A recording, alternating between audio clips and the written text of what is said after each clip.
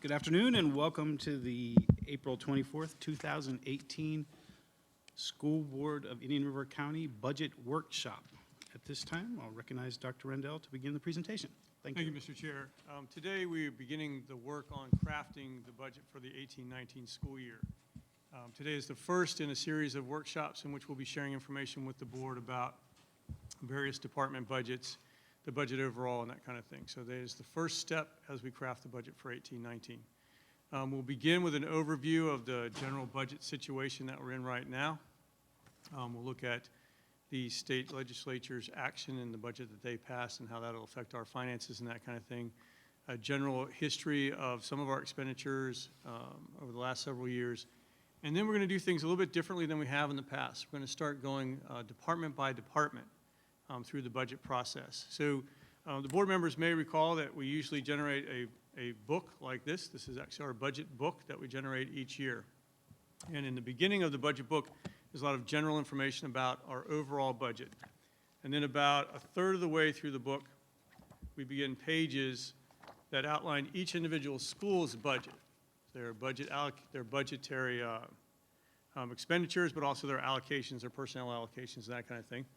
Then about 2/3 of the way through the book, we're beginning on page 86, if you're looking at this year's current budget book, there are department pages. So what we're going to do in these budget workshops is we're going to go through each of the department pages so that the board members can see what each department's estimated budget was for this year and what we believe the estimated budget needs are going to be for next year. And there'll be some increases and some decreases based on what the various department leaders have suggested so far in the process.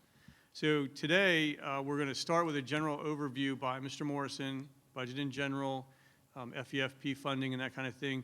And then we'll cover two area superintendent's responsibilities today. Mr. Teskey, one of the assistant superintendents, is here because he oversees planning and operations in several departments under his purview. So we'll go through those budget areas today. Mr. Morrison is here and he's going to then go through the departments that he oversees in those budget areas today.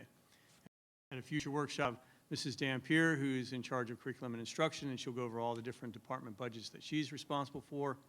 And then I believe our third workshop will have Mr. Green, and he'll go over all the different budget areas, departments that he's responsible for. So we're going to begin with an overall kind of take of the budget right now as it appears, and then we'll get into the departments. Really, we kind of have three sections in today's work: this general overview of where we're at, then planning and operations, and then finance and employee services. So in order for us to complete our work before 4 o'clock, which is the hope, we need to try to stay about 45 minutes with each of those sections. So I'm going to turn it over to Mr. Morrison, and he's going to tell us all of the good news about our general budget. Thank you very much, Dr. Rendell. Just to run through the materials that you have in front of you real quick, all board members should have a copy of today's presentation, which is consolidated between the general operating fund as well as capital, and there's some information on the back regarding the building and code compliance part of our presentation. You should also have a document that compares the 2017-18 third FEFP calculation to the legislative conference report. A board member had asked for some information on Mackay scholarship program as well as 504, so I downloaded this information from the Office of School Choice at Florida Department of Education, which gives you an overview of the program, as well as the backup contained to it also shows the deduction that the school district, that is made to the school district funding to fund the Mackay and the 504 scholarships. In addition, you will also have the departmental budget pages as they appear in the budget book. However, in the backup, you will have all the detail for the individual spreadsheets that roll the budget summary page. What we did, although we put this information in your box on Friday, today we actually did larger versions. We realized that not everybody can see everything on the computer, so we decided to put them on legal size so you can follow along with us today. And then finally, you have in front of you the larger document which breaks down the 5-year capital plan by school site, by year, with line numbers referenced on the extreme left-hand side. If you have any question about a particular project, you can refer to it by line item. That helps us to hone in on what your question will be. So to kick it off in the 45 minutes that I have for my section, just to kind of put everything in context, if you will, what a difference 10 years can make. In 2007-8, our Indian River County tax roll was $18.4 billion. In 17-18, it was $17.6 billion, and you can see there's a total decrease of about over 4% as far as the tax roll is concerned. We still not have fully recovered from the real estate downturn since the Great Recession. Our student enrollment has decreased. The base student allocation has increased as the legislature has funded the base student allocation throughout the years. Total local funding as a whole from 2007-8 to last year has decreased while state funding has increased as the millage has been bought down. Over the years, state funding has increased. The net difference between the two is not significant. Class size requirements in 07-08 were by school average. Today it's class by class. The capital outlay millage was reduced from 2 mills to 1.5. That half a mill today still resides in the operating fund. The capital outlay revenues, and I have a slide on this, were $36 million in 2007-8, and for last year, 2017-18, it's $25 million, or roughly 30% less than what it was 10 years ago. PICO construction, again, is non-existent anymore. PICO capital outlay for maintenance, which is the dollars that we use to make sure that your work orders and all the code violations at the building official sites are addressed by those dollars. Classrooms for kids is no longer in existence, and our capital budget is down by 77.6%. Total budget, all funds, is down by $106 million, or about 27%. So looking towards the 2018-19 statewide FEFP budget, as I mentioned, this is the third year in a row that the state has reduced the required local effort, and you can see statewide in 2016-17 it was reduced by 0.29 mils, in 17-18 0.322 mils, and projected for 18-19 0.217 mils. The base student allocation, and I will get to that document, has increased only by 47 cents, yes, 47 cents. And major components of the FEFP budget is an increase of $97.5 million for the statewide Safe Schools allocation, increase of about $69.2 million for mental health assistance, which is a new categorical. There was actually a reduction of $10 million to the digital classrooms allocation, and overall an increase of $287 million in state funding and $197 million in local funding. Total dollars per FTE were about $7,408.13, or 1.39% of an increase. So as we go through the legislative process, the governor makes his recommendation, and based on his recommendation, the school district for 18-19 would have received a $4 million increase. But then the legislative process, as we go through the legislative process, and both chambers put their various proposals on the table, you can see the Senate versus the House's offer, and ultimately where we came out in the final legislative conference report of an increase of $1,630,227. I now refer you to the document, which is the analysis of the third FEFP calculation versus the conference report. And there are just some takeaways on this document. It compares the third FEFP calculation, which is last year's October count.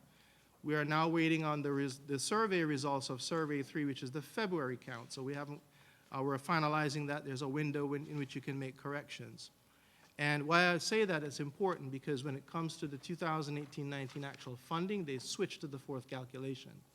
So as it stands today, you can see on line 2, or line 1 actually, you can see that there's a further reduction in our FTE counts coming in. As I mentioned to you last year, we are seeing less of a kindergarten coming into the school district. On line 4, you can see the base student allocation went from $4,203.95 to $4,204.42, or an increase of only 47 cents. Lines 9 through 17, are all controlled by various statutory requirements. So safe schools are, as you already know, can be used for your SRO programs, bullying prevention, those kinds of things. Line 10, ESE guaranteed allocation, that is a significantly underfunded area of our budget, but that is for your ESE students and so forth.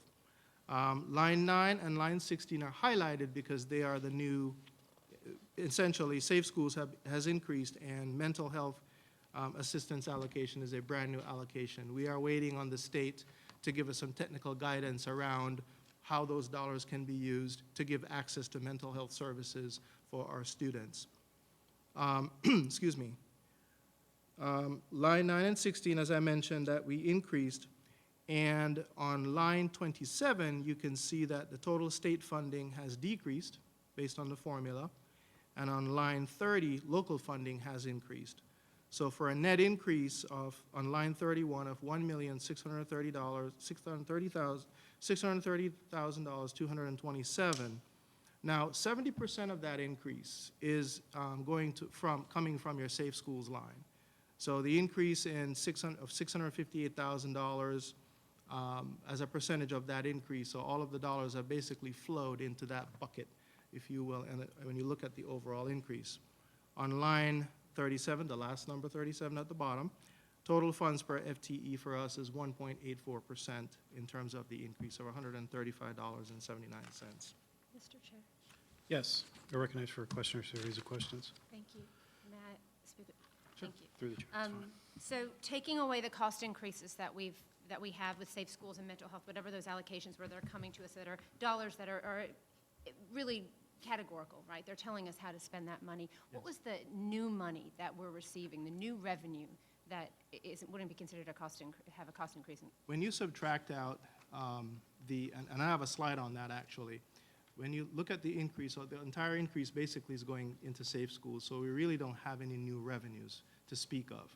Safe schools and mental health. Right. Our new dollars, but I think you're asking me for flexibility dollars? Well, and then, So the only new revenues we have are Safe Schools and mental health, to answer the question, yes. okay, and teacher supply allocation, but that's not coming to us, that's going That's a directly to teachers, pass-through. but that would be considered, that's an increase that is in here. It's a 20% increase. it's $50 per teacher. 17.35% for us. Okay, so 8.8 million statewide. my understanding is we have about $108,000.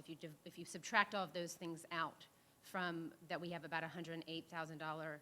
It's actually less, and I will cover that in a moment. Okay, and then can you talk a little bit about the declining enrollment supplement? So, the declining enrollment supplement, it is a section of statute that is put in the FEFP formula to account for 25% of the decrease that you would have, in order to make you whole, up to 25% of the decrease in funding that you would have realized as a result of your FTE declining. It's sort of like a stabilization funding that they give you in the FEFP formula. And our FTE has declined. Yes, our FTE has declined. If you look on, let's see, line 8, 0.551, I think. it's a declining enrollment supplement of $110,807 for next year on line 8, Okay. because our FTE is declining. So we received money that's flexible money? What No. is that dollar amount this No, year? we have not received any flexible dollars. The $1.6 million increase that we're getting primarily is between the Safe Schools dollars and the mental health assistance dollars. That's what I'm saying.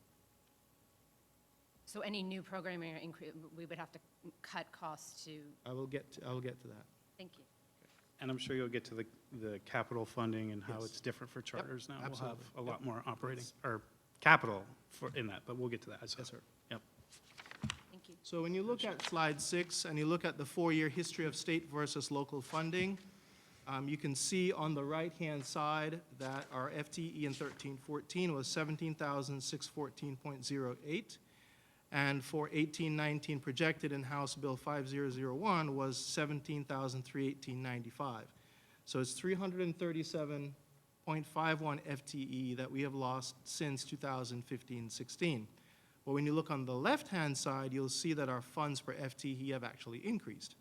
And if you think of the fraction, on the numerator is funding, and on the denominator is FTE. So if your FTE is decreasing, it will look as if your funding per FTE is actually increasing, which the numbers show that. Just a quick view of the state versus local funding. The takeaway on this slide is approximately 68% of your total dollars in the FEFE budget is coming from local funding, as represented by the green bar. This next slide shows the breakdown between the third FEFP calculation and the final conference report. Again, it breaks down how much local revenue we're receiving today versus next year. And you can see the state revenues declining from $42.9 million to $41.9 million, hence the overall increase of $1.6 million, and the split between local and state revenues. Mr. Morrison? Yes, I'm Mrs. sorry. Justice has a question, I believe. So that, the 68% to 32% was state, local and state, is that similar to other districts around the state? It depends upon how property-rich other districts are, so I would not make a broad generalization on that response. Would you say that we were impacted at all by the changes to the DCD, or was it district cost differential? Yeah, I the think it is? DCD actually was maintained at a 1, so we didn't really were impacted by Whereas that. some districts were. Some districts lost crying funding as uncle. a result Yeah, of okay. that, yes. Thank you.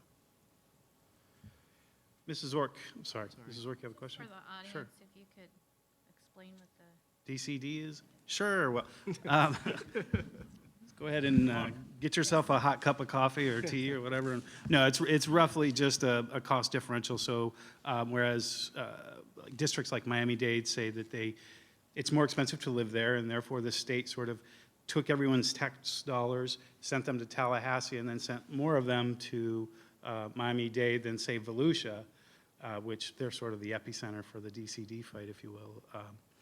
And so $1 in wasn't coming back to that district at $1. So some districts were getting more, they were picking winners and losers, and they changed the formula slightly, and they're now conducting a study. But it's good to know that we're at 1, so we're 100% neutral on this one. So, but thank you for asking that. It's a fascinating topic. So looking at the millage rate, this is just a snapshot using the statewide average for the millage rates. As you can see, the estimated taxable value, and this is not final until the property appraiser certifies this number of $19.1 billion as we get closer to the tentative budget. But preliminarily, you can see an 8.46% increase in the property values. And comparing the millage rates last year that was adopted in September to the potential millage rates for next year, you can see a decrease in the required local effort of 4.97%, and overall the total millage down by about 3%. Again, just to note that the rate is not our specific rate, this is the statewide average. The actual rate will be certified by the DOE and provided to the district. Statutorily, they have to give it to us by July 19. So we do not set the millage rate in-house at the district. That is set by Tallahassee, which is required to be levied by the board to participate in the FEFP program. So since trim notices go out, will we be listing that it's a 8.46 increase, or whatever the RLE is assigned to us? The taxable value has to be certified first, Okay. and then once we get the millage rate, we do a calculation against the rollback rate to determine whether or not it's an increase or a decrease based on how much money you would have generated last year, given the rates that you had last year. Right. So we do that process when we get to the tentative budget. But right now, this would be showing a decrease in the millage rate. The millage rate, but the total dollar amount that May be we're going up. legally obligated to say is a tax increase. It May may go be up. such. It may go up because if you look at it, the rate only goes down by 3%. Right. But your up property by value goes up by 8%. Not forgetting that you have a Save Your Homes cap at 3%. So no matter how much your property value may go up by 8% on average, your taxes cannot increase more than 3%. Right. So for those just looking ahead, and this was a conversation in Tallahassee too, is it's a tax increase if property values go up. in statute, we're obligated to Relative- list that. If the RLE goes down 3% and values go up 8%, and these are round numbers, 5% increase. And that's what will be required to be listed. But you have to compare that to last year's taxes. And Right, yes, we could use the rollback. Right, If the that's- board were to take the action to use the rollback, Correct. but in all likelihood, if this board were to levy the max 1.5 mils and the full RLE, as well as the quote-unquote discretionary, although it's not really, then it would have to be listed legally in an announcement Yes, as we would a have to tax we would have increase. to advertise as such, yes. Okay, thank you. Just wanted to sort of preface all that. So looking to our local budget challenges locally, again, we do have fixed recurring costs in the budget. We do have the second year of the charter school litigation settlement.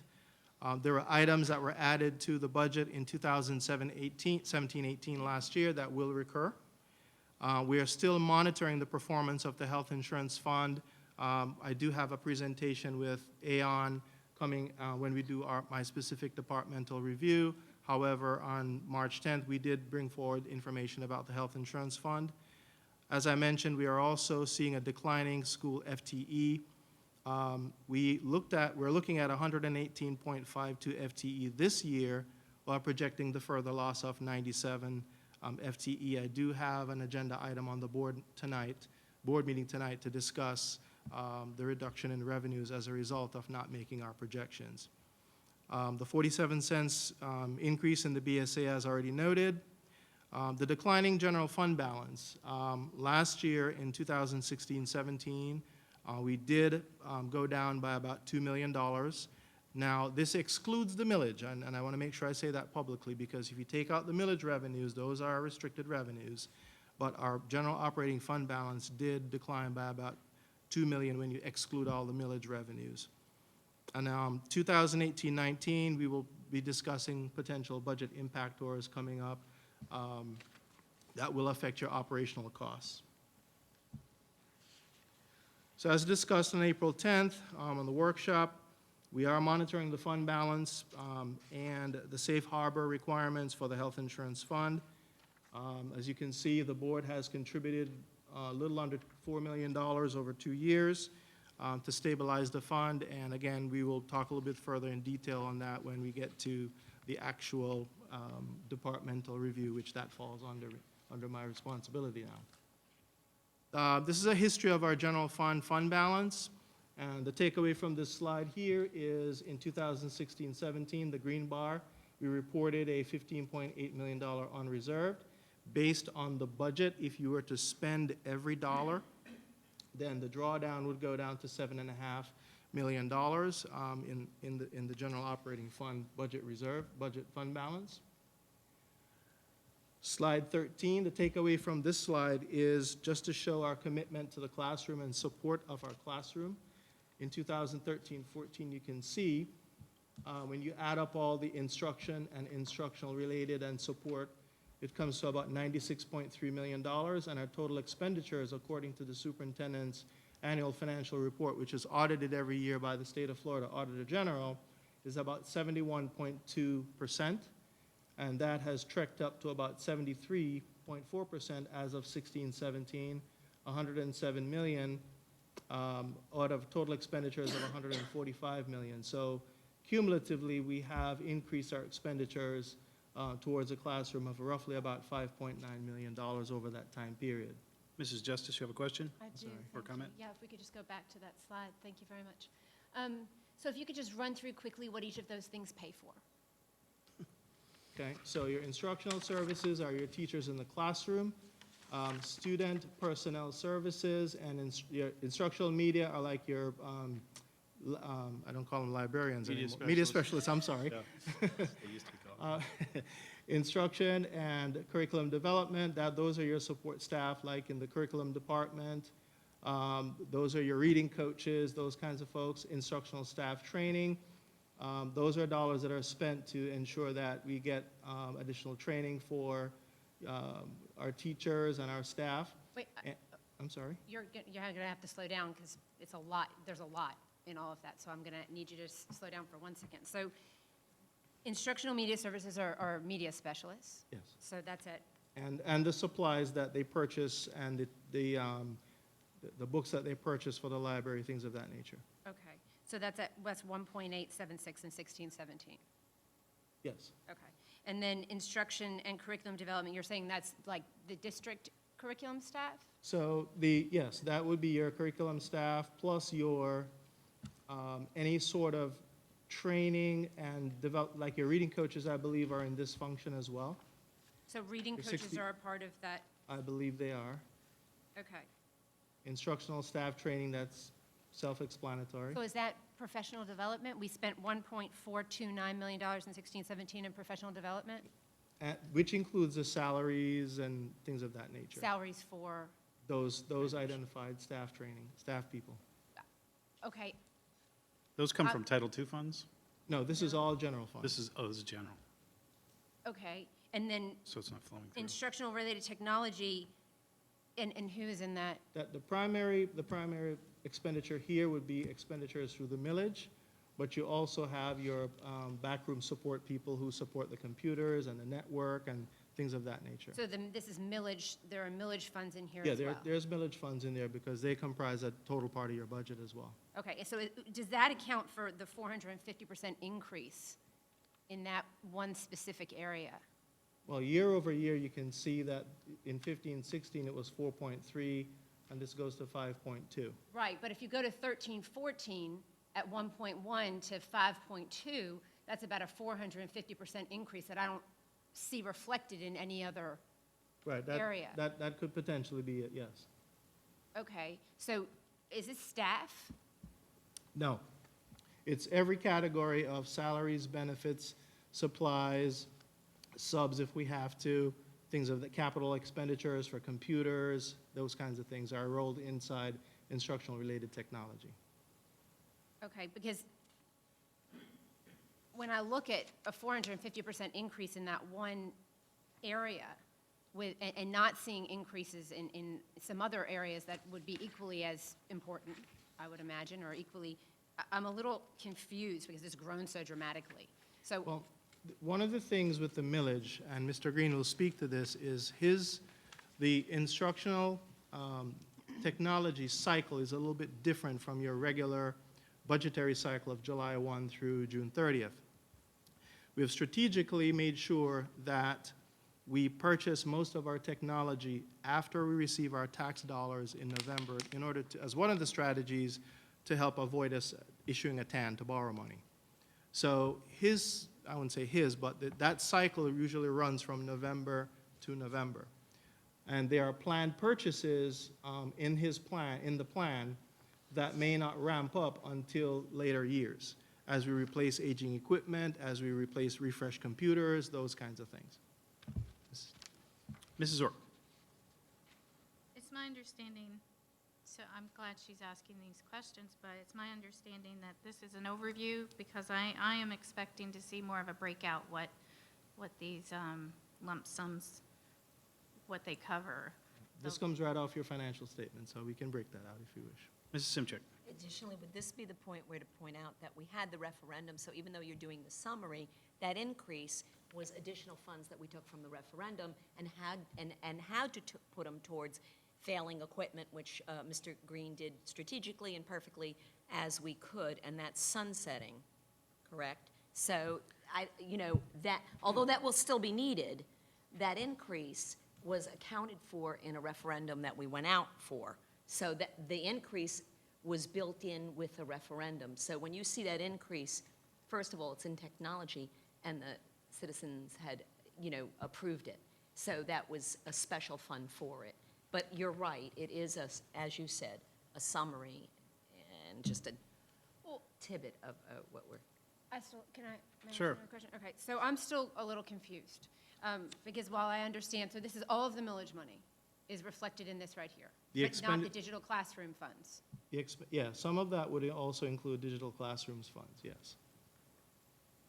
Digital classrooms funds would not make up the majority of that. I can break that out for you, but it would not make up the majority of that. The majority of instructional-related technology would definitely be the millage funds being expended for technology as was approved by the voters.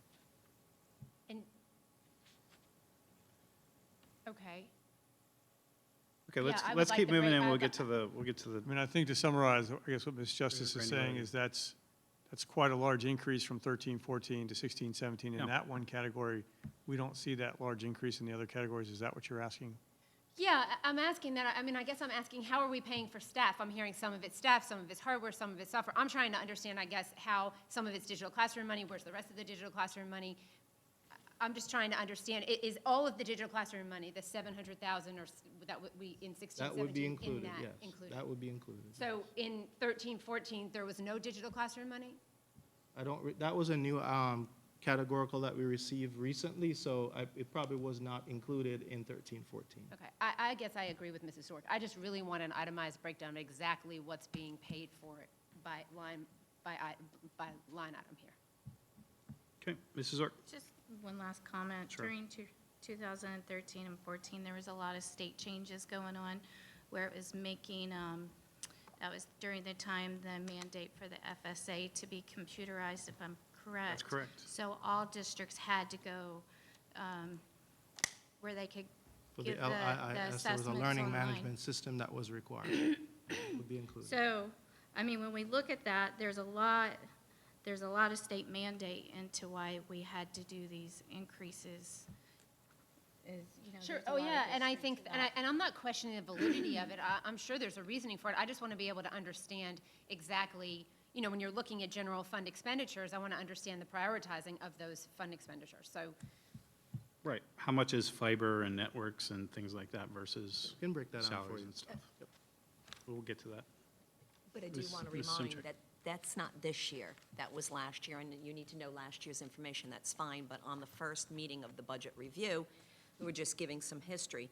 And maybe it would just be more comforting to know, as an understanding in that IT category, if the referendum was 2 million, that would clearly show that increase. Right. That we had 2 million and it was added to the year before, that's why we're up to 5 million. But when we get further down the road, those individuals will be provided. Correct.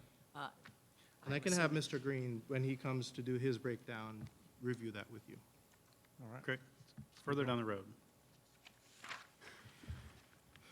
Looking at some information that was put out by the state on the 2016-17 third survey.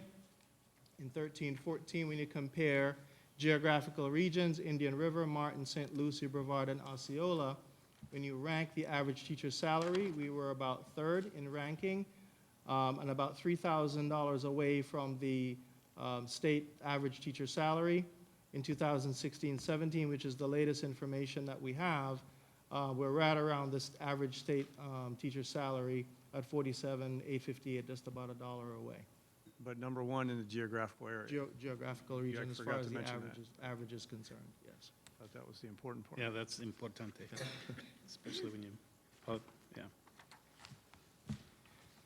So when you look at this year's budget, and you've heard me say before, and I think you board members are very well aware of it, that state dollars are controlled by the statute, and local dollars provide you the flexibility for operational costs, increases in supply costs, raises if we have to, those kinds of things, stabilizing insurance fund, those kinds of things. So when you look at the increase of $1.6 million, we have to set aside, if you will, the Safe Schools funding that goes directly into the SRO program, the ESE guaranteed allocation, and I put the statute numbers there, that goes towards the ESE students. That is a severely underfunded section of our budget. Student transportation, again, is underfunded, not because we're not efficient, but just the layout of the district and also the routes that we have.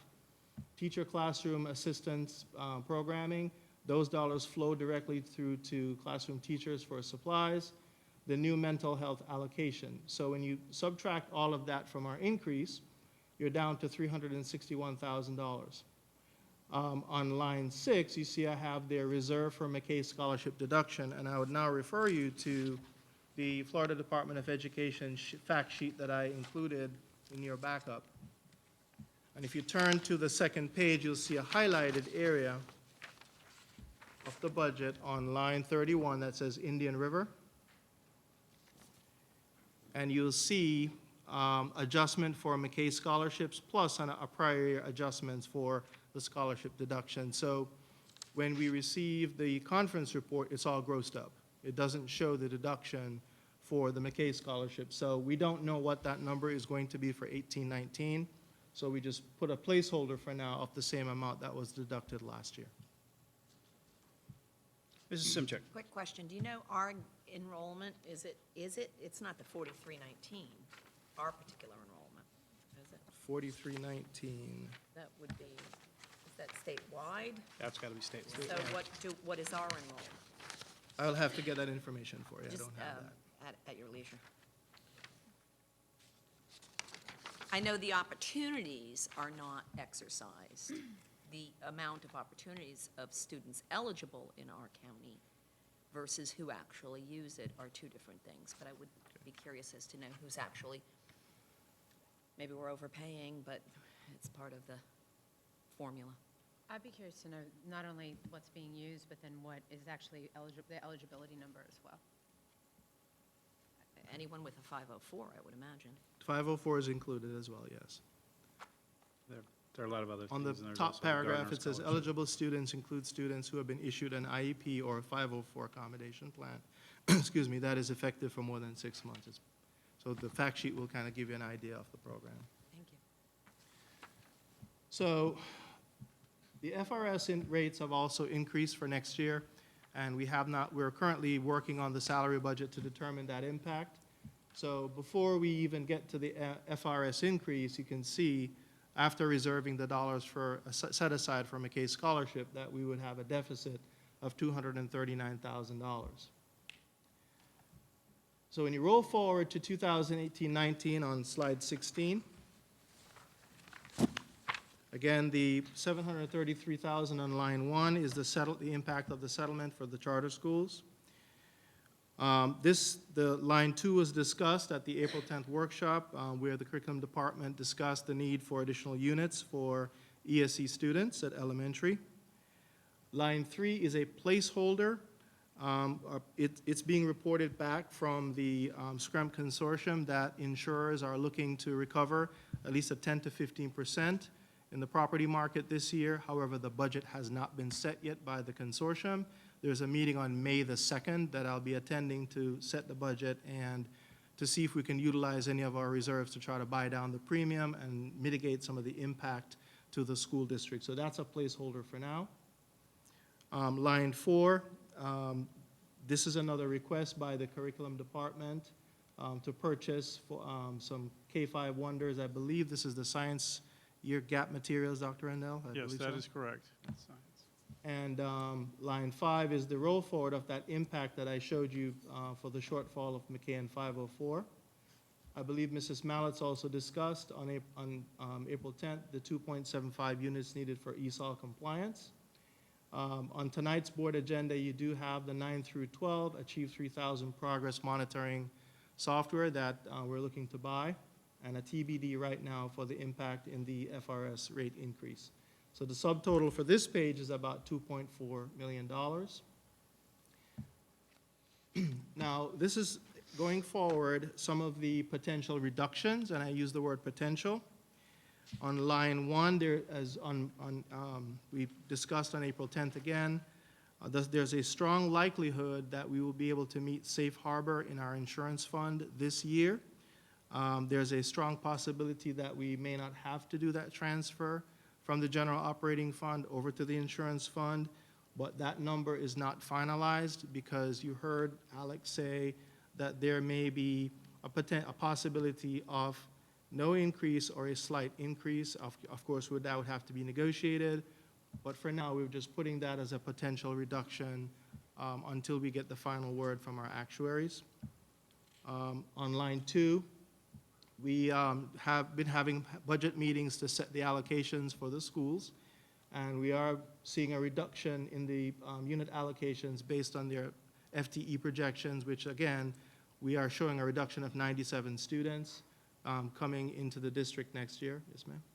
Mrs. Justice. When you say unit allocations, is that the same when you say teacher units or allocate or Teacher positions? units. Those are Yeah, based on class size and so forth. Could we have, in the future, could we have some uniformity as to what we're calling things in some of our documents? Because there's we use different words for the same thing, and I find it, I mean, I'm able to navigate it now, but as someone looking at it, I think it's kind of difficult to understand. Okay, it's a fair request. On line 3, self-explanatory. Last year, we encountered a mold situation at Osceola at the start of school. The project is now closed. Line 4, we did have a 5-year contract with Naviance, and we encumbered all the funds, so rolling it forward, we don't have to have as much money in the budget. And line 5 is the Battelle for Kids strategic plan. Those funds, that project is finished. Zero-based budget savings is a TBD as we work through our individual department budgets. We'll bring those back to the board and then consolidate those. So the subtotal for this page in reductions is about $2.7 million. But as I mentioned, last year, there were several items added to the budget that will have an impact in 2018-19 without any corresponding revenue to support those costs, as you realize that we did draw down our fund balance. So I've just listed the same, I won't go through individually, but I've listed the same items that were listed last year that have a recurring impact in the budget. So the subtotal for this page is about $6.5 million. And again, going forward, again, these are the items that were listed last year of about $1.885 million. So to summarize on page 20, that total list that we brought forward was about $10.2 million, and for reference, it's on June 27th last year at the superintendent's workshop, slide number 17, the net impact was about $8.4 million. Of course, we offset some of that with an increase in revenues from House Bill 3A. On tonight's board agenda, you will see we did lose revenues based on the third calculation as a result of not making our FTE projections. And then the impact of the 2017-18 recurring budget reductions. We did have budget reductions that we brought forward to the board last year in about $3.3 million. So the net estimated impact from those additions from last year is about $3.5 million. So far, the potential impact of additions this year, as I detailed for you, is about $2.4 million. The increase in revenues is $1.6 million. The impact of potential reductions, and again, a lot of those are just placeholders, is 2.7. So we have a net impact to the 18-19 fund balance of about 1.9 million. So when you net the 3.5 million on line 5 and the impact on line 9, you have about $1.5 million that you would have left to cut. So with that, that summarizes sort of the landscape, if you will. This is the first budget workshop. As we go through the budget development process, these numbers will change. So that's your first look, and with that, I'll take any further questions from the board before we move into the second phase. Mrs. Simchek. Thank you. When will you start, I have 2 questions, but I'll start with the first one. When will you start closing POs? We typically start closing POs right around now. You're probably going through that right now. Well, we start closing Different them. calendar, Yeah, we typically start closing them about now, you're right. Yes, I would ma'am. die if it Yes, was ma'am. now. But about now. Start closing them about now. And then, I always bother you, maybe not today, but I would like to know the amount in the reserve. Okay. And the, if I could find the page, we had, as we built up to this, I scribbled, hold on. It was the restricted, or I should say assigned and unassigned, at 7.5 million on page 12. Yes. You have the 7.5 for the current year. And again, so moving forward, it doesn't really mean anything, but I was just curious about, because you have assigned and unassigned, but that doesn't have to be now, just because I would be asking you off the top of your head, so that would not be fair, but that would be my curiosity. Okay. And then, as I said, at a later point, but I would like to know the reserve, again, as you get closer towards the, because that reserve could still be pulled on right now. But as we get closer to the next budget meeting, I would like to know what's Okay. reserved, and of course, that's going to be assigned. We can have that And on the next unassigned. update for you. Thanks. Mrs. Zork? Page 16, 2008-19 budget priorities and recommendations. Again, these are recommendations. Line 6, whenever it was presented, there wasn't a clear, to me, it wasn't a clear presentation. If we took those federal funds and we utilized the $184,000 out of the general fund, there wasn't a clear presentation of what are we going to do now with the federal funds. So I'm still expecting to see that. Yeah, that'll be probably be covered in the the May 22nd workshop. Because that's when we'll have student services and curriculum present. I agree. I'd like something that's very clear and maybe even graphic, like, these are Title I dollars, they flow into this program, this program, this program, this program, and the amounts with each, so that, And the Title II. and the Title II, and any funding source and how it all ends up where it ends up. I mean, I know that that's complicated, trust me, I know, but I think that that's the level of transparency that this board would like to see, and candidly, we deserve. So that's where I'd like to, I support my fellow board members in that approach, and especially on the added budget impactors, the new spends, so. Okay, so ready to, Mrs. Justice? Some questions, thank you. So, all of the other things, the cost increases that we may have, whether it's like just insurance increases for liability insurance, whatever those things, how do you pay for those things when those types of increases come up? Those will come out of general revenues. And do you have like historical data that tells you, what projects how much you think that might be? It depends. So, for example, you mentioned insurance. It would be a function of the open market. So there have been years when we've been able to enjoy a level premium. But there have been years when you've had back-to-back hurricanes and things happen in the market where the underwriters are looking for more return on their investment. So it would not be prudent for me to try to predict something like that. But there are areas that you can look at and says, okay, this is kind of what it looks like it's going to be. You'll see some of that come through on the zero-based budgeting when we start discussing that. Okay, I have two more questions. Sure. Okay, so when we discussed the millage, and there are 30 teaching positions in that millage, and something that we discussed was that those teaching positions needed to be a part of our budget, our operating budget, that we would not rely on a millage to pay for positions. And so, just like anything, when we're spending money on positions, I would imagine non-recurring funds shouldn't be paying for things of that nature. That's correct. So that's something I'm looking for now. I'm paying attention to So that. is that something you want to see in these presentations coming up?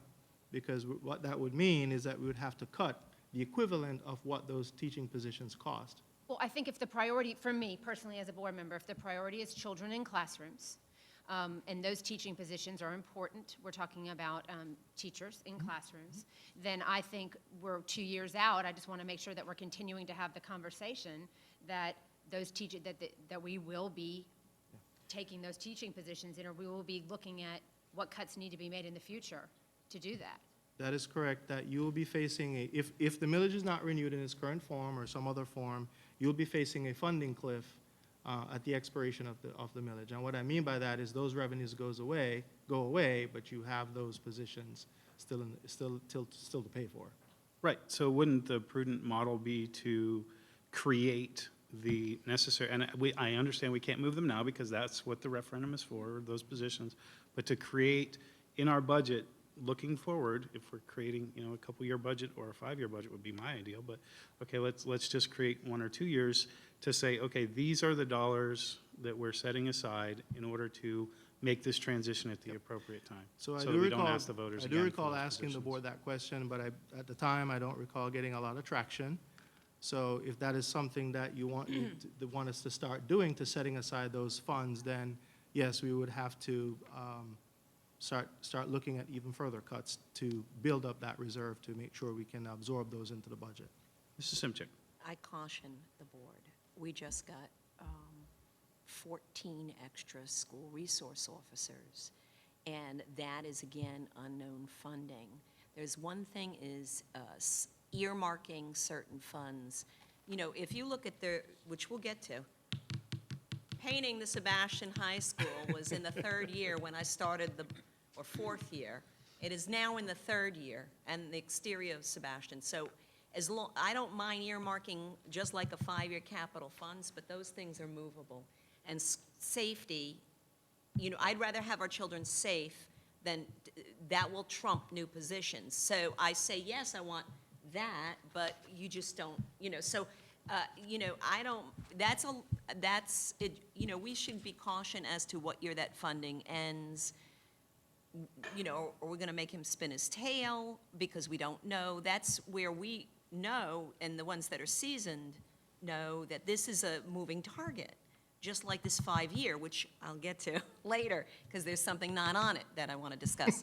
But I'm just saying, yes, it is important, but I don't know what we're asking him to do, and I don't know what box we're putting him in. So I want to make clear, I know what the board request is, what year it starts, and what flexibility is for those dollars.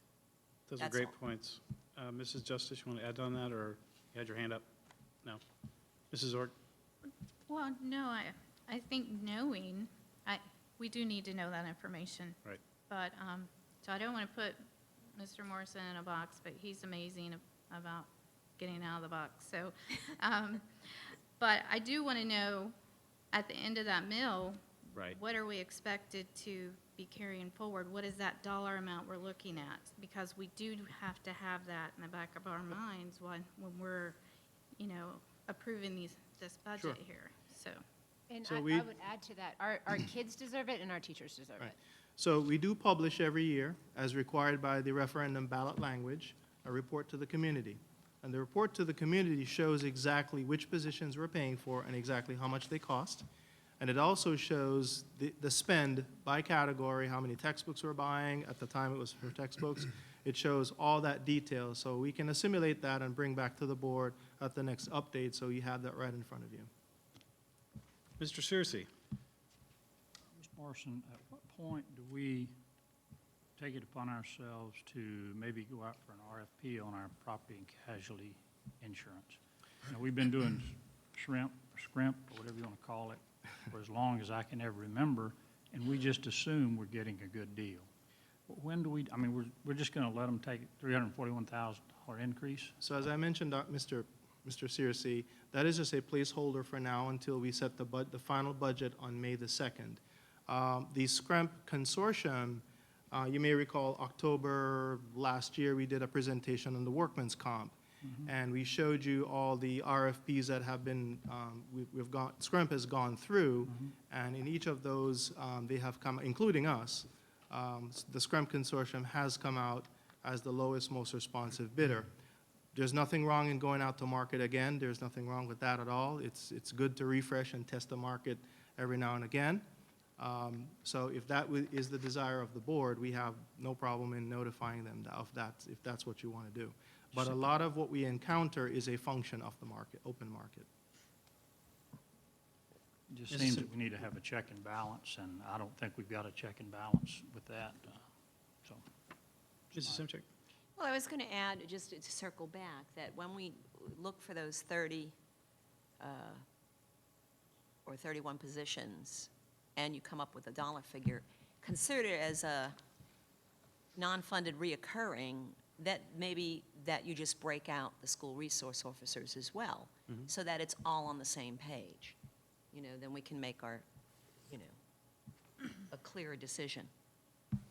You know, we may not be able to do the 30. We may only be able to do the 15 and the 14 school resources, or decisions will have to be made. Well, as it stands right now, the Safe Schools dollars will cover all of the school resource officers, our cost share of it as it stands right now. That's my understanding. Now, I don't know, those are not, that's not That's fair. reoccurring, but Right.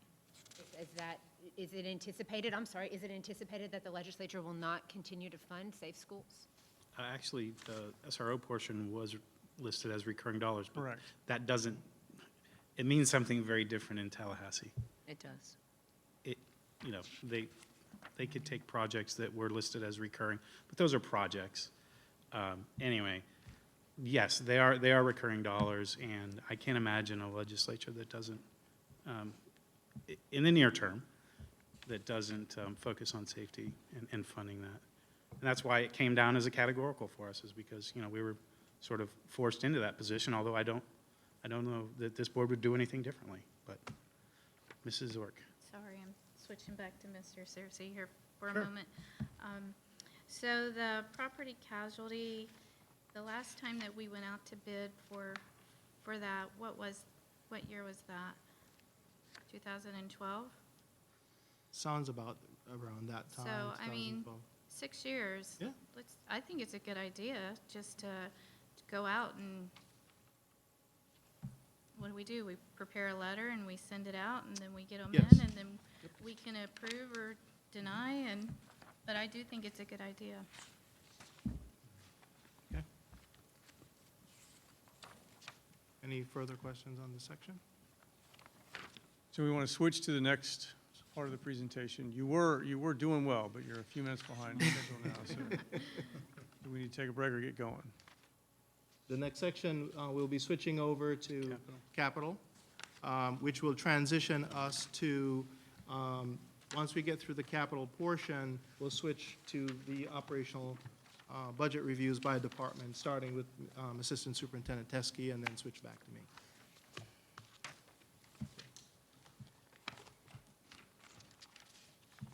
So this first slide attempts to show the history of the 2 to 1.5 mills capital millage levy and collections. And the takeaway from this slide is in 2007-8, you can see there was a collection of about $36 million. Debt service at that time was about $9.2 million, so we had available roughly $27 million to fund your must-fund, critical needs, things of that nature, and your repairs and your maintenance. In 2012-13, you can see there was as the recession took hold, we had about $19.5 million collected and a debt service of right around $12 million. So now we've got reduced from $27 million to about $7.5 million to take care of your must-fund recurring needs. In 2017-18, you can see there's about $25.4 million in collections and about 14.4, which we included the charter school capital outlay at that time. So the net amount for distribution throughout the 5-year plan for 17-18 was about $11 million. For 18-19, what we did was we did a side-by-side comparison on slide 25 that shows the projected collections based on the taxable assessed valuation currently that the DOE has utilized for the FEFP programming, would generate about $2 million more in the 1.5 mil levy. State charter school capital outlay, that's just a placeholder until the Department of Education lets us know how much that is for the charter schools. Okay. That is separate from the 1.5 mils. I'll get to that in a moment. Right, and this is going to be a low number. It should be closer to the 1.4 mil, Okay. because they So they'll- allocated they'll- 145 That'll million, be a switch. because it was only 50 million last year, so Correct. it'll be a lot more. So dropping down to the total capital revenues, $26.3 million in 17-18, 28.4 in 17-18. The primary increases as a result in the taxable assessed valuation or tax roll increase. On your must-fund critical uses, debt service essentially stays flat for next year. State charter capital outlay, again, is just a pass-through until we get the actual number from the DOE.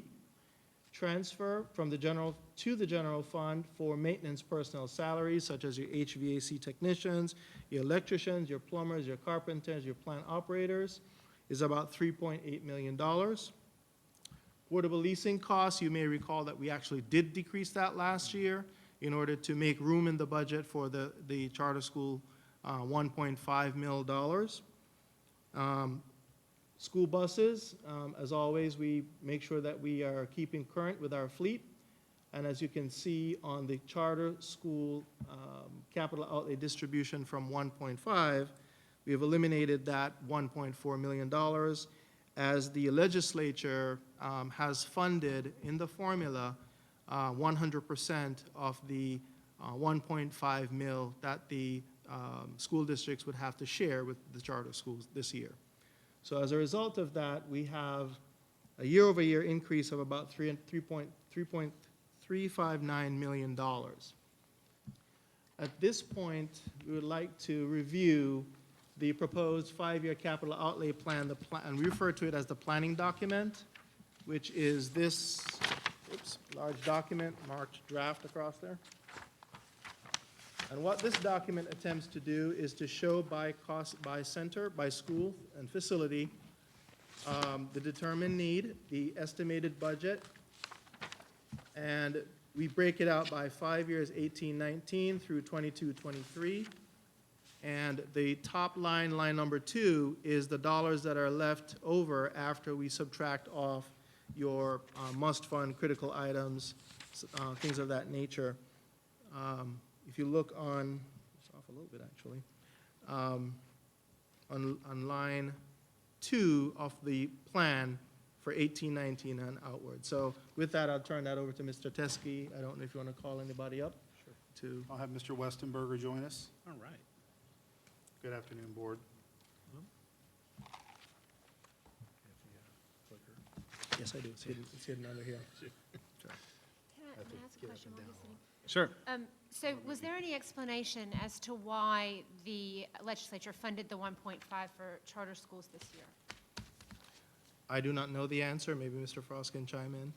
They wanted to make districts happier while at the same time funding on an equitable per pupil basis for public charter school students. So what they did is they established a new formula and a set a benchmark this year with a growth formula in it for per capita and cost of index so that districts wouldn't feel the sting as much as they did last year. So the 1.4 million, I mean, you know, that's 3.3 total that we're seeing an increase this year. And that's, you know, what some people are calling a starvation budget for education around the state, but that's, you know, I guess we have different opinions on that. But the idea was so that pupils in all public settings are fully funded, and at the same time, it gave districts back the flexibility to either levy the full 1.5 mils or use the rollback rate, or to use them however they choose. And that was in House Bill 7055. And that will continue? Reference it. Yes, yes. So no longer, well, the way it's set up is if it were to fall below the benchmark, this year is a 0 year, so there will be no increase this year either way. But if in the formula, if it were to fall below the amount that the legislature is funding, then it would tap into the 1.5 mils. So the legislature is responsible for fully funding those public charter schools, capital needs, and then if that isn't the case, or if for whatever reason the legislature chooses not to, then it falls to the local districts to share those 1.5 mils. Is that pretty fair? I think so. Okay. Sorry. Good afternoon, Board. Just as a reminder, we're going to cover the 17-18 capital projects first, just as a review before we move into the 18-19. We know you've been provided this document over the weekend. We can be as specific as you want about a project. In the essence of time, I'm just going to highlight them, but please stop me if you have a question about a specific project. So So to clarify, what you're going to see on the slide are the projects that are in this budget year. They don't appear on the five-year capital plan because it starts with next budget year. Okay, so, Yes, sir. Thanks for that. so don't Yes, be it's looking at the important. Right. sheet if you won't see these. I got confused. I'm sorry. Yes, you should have draft written on this as well, too, or prior to. Changes are going to constantly be made. Thank you, Dr. Rendell, for clarifying that. Citrus Lift Station upgrade scheduled for completion August 2018. It's basically putting larger motors and pumps down to push out bad water. Having been there for 12 years, I experienced what happens when the water doesn't leave your campus. It comes up through the drains. Fellsmere chiller replacement is scheduled for completion in August 2018. IRA, single point of entry, scheduled for completion in 2018. safety and security. Liberty Magnet chiller replacement, completion August 2018, along with Oslo Middle School. Sebastian River High School VAV replacement, scheduled for completion in August. And Walbasso School HVAC upgrades will begin in the summer, carry over into next school year. Any questions about the review? Mrs. Zork? I do. I was going to ask this question tonight, but this is a good time. In my walkthroughs through some of the campuses, I have seen that there's a need for single point of entry, and I'm happy to see Indian River Academy, but I'm not going to discuss what specific school it is publicly, but do we have some other single point of entry projects that are soon to be on the next Yeah, Yes, we agenda? do. There are quite a few on here. Coming up. But Yes, ma'am. two that I didn't see, so. We have 6 remaining, and we are moving projects up. Yes, we are aware of them, and we'll cover it later in the presentation, as well as tonight if there's discussion on that. Mr. Westenberger? Do you want to identify the specifics? No, We'll but do- I that's safety. would like to get with you guys Sure, to absolutely, discuss, yeah, to yeah, make we've sure moved- it's, because about a month and a half, 2 months ago, I talked to Dr. Rendell, and my focus as a board member is not, I know chillers are great and lift stations are great, but as a board member, I don't want to approve anything until we get those single point of entries done. And I think you'll see as we progress through here that we do have the single points of entry in there, and we're moving those all, and it's highlighted in one of these, that security is one of our main focuses Okay. now, so. So these projects will be completed this summer, or is that something? They will not be completed this summer. We're starting design work now. It's impossible for us to complete them this summer because of the time frame. Mrs. Simchak? Thank you. Again, because it's security, maybe Mr. Morrison, you can tell, or Dr. Rendell, the report that we received, sometimes I'm wondering, did my fellow board members get that report? And when are we due for the private outside reassessment of safety again? And then that report that is privileged and non-public document to be distributed again. Some of the, I received a report that had different schools that had what we're speaking of, and again, they're excluded from public records because of the safety issue. And we have systematically done those, as well as we've used some of the technology millage for security cameras. I'm wondering the last year, if you could refresh the last year that private consultant made that report, and when are we due in light of what's happened recently, we may be due, I know it was a few years ago, and that's a thought. I know that costs, but it's very good to have an outside consultant do that. Yes, ma'am.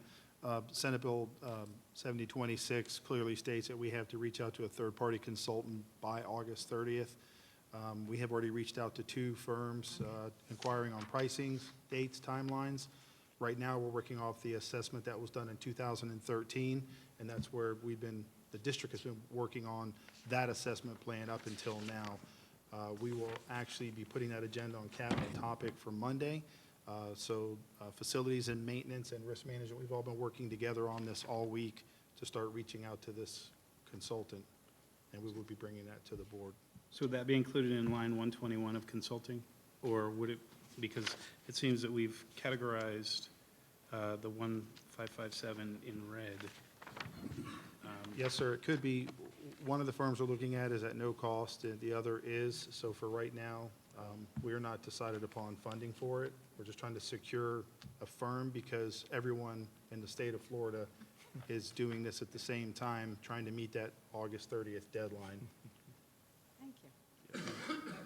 Yes, ma'am. Mr. Searcy? If the single point of entry thing is such a big deal, how long have we been working on it? We started our first one in 2014, We've after known the about it initial since assessment. 2014, that's a critical issue for our schools. Why don't we have it in place? We have I mean, several in that's, place. that has to be, as Ms. Rourke said, that has to be a top priority, more so than putting all of these all these marquee signs and stuff like that up? Yes, sir. If you give us a few minutes, I think when we go through the presentation, you will see that the single point of entries have been moved to the top of the list. All of them are being addressed, so But not this year, not in the Well- 18-19 budget. some of them have to be designed before they can be built. They So will not working be on it since constructed in the 14, that's what I'm saying. 18-19. Right. Their budget, they will be budgeted for, but we can't construct them and have them completed by August of 18. That's what I was understand stating that. earlier. I understand that, but 18-19, that's critical. All right, let's move through it. I think everyone will sir. be happier once we move on.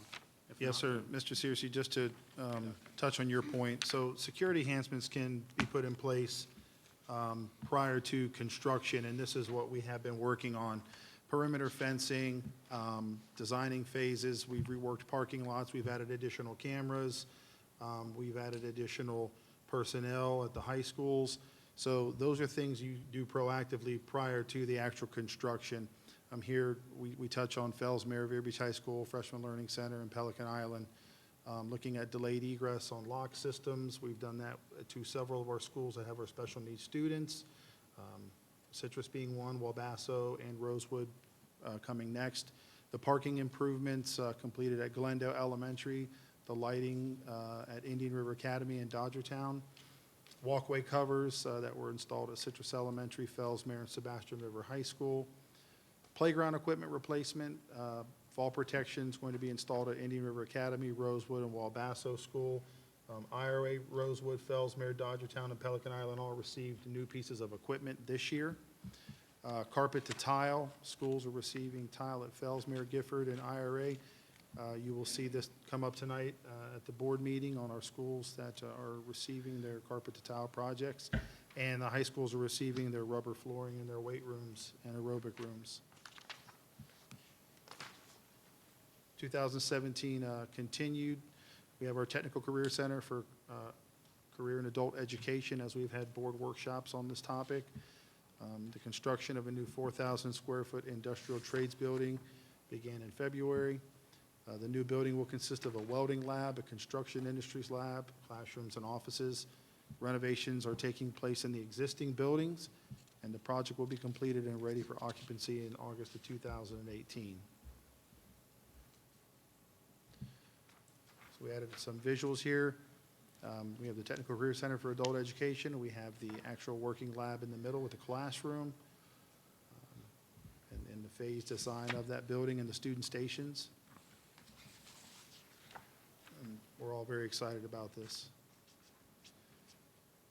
2017 capital outlay budget projects update continued, relocating the existing Alternative Center for Education from the Gifford campus to the current adult ed campus. We've had 2 planning meetings on this transition. We are securing spots in the warehouse for furniture and working with IT to move equipment. It's going to be we're looking at a 5-day window of actually physically moving objects and about a 3-week period before everything is hooked up and ready to go to ensure we are ready to start school at both locations. Modifying the existing parking area for a parent and bus loop. Placing a modular building that will serve as a cafeteria and administrative offices, and adding security fencing and cameras and covered walkways to that site.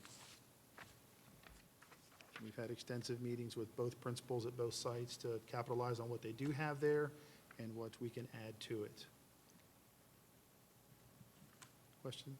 Come in. Go ahead. Question? This is Justice. Where is the Beachland roof project that's being pulled back in either of these? The Beachland roof project is still ongoing. What you're going to see tonight is we're rejecting all bids for the original scope of the work because it was well over what we had budgeted. Quite frankly, it was just too much to do in the summertime as well, and that's why the price was so high. So we're backing out half of it. We're going to address 3 of the worst buildings and still have them done over the summertime. While we're on the topic, since we couldn't get a reasonable bid on that building, we have, I think, 3 schools that are in this next year for roofing repairs. Are our bids or our estimates realistic? Are we going to get responses, or? I'm currently having another roof assessment done. We've brought in a firm to do another roof assessment, just to update the one that we have, so hoping to get some better numbers out of that. Okay, because we're budgeting 250,000, and I think the lowest bidder that we were entertaining for tonight was 1.2. And again, that was for the whole school at Beachland. We were trying, Okay. and this was me, quite honestly, I wanted to do one school at a time instead of pick building off by building, but it's just proven to be way too much. The layout of Beachland doesn't allow for dumpsters to be put in there. We couldn't safely do it with children in school. We didn't want to affect the testing schedules, so we had to compress it into a 2-month period where they were going to just be basically stripping down the roofs, throwing them on the ground and picking them up in a dumpster and going. So we couldn't do that while students were in session. So that's why we backed off and kind of really cut the scope of the project in half. Okay, but the 250 for Dodgertown and, Yeah, Osceola we've are reasonable? we've identified a 300, 400 wing on that at Dodgertown, and we feel that number is a reasonable number. okay, thank you. So here, 2018-19 capital outlay budget summary. And our priorities included security enhancements district-wide, HVAC improvements and chiller replacements, Sebastian River High School Stadium locker room renovations, Oslo Middle PE locker room renovations, roof replacement and remediation district-wide, playground fall protection replacement and playground improvements, and flooring replacements at carpet to tile. For 18-19, Citrus, Liberty, and Osceola Magnet are scheduled to receive new PE equipment. Are there any questions on these priorities? Yes, ma'am? Fall protection, is that in a compliance issue? Yes, ma'am, it is. It's replacing what was washed out before.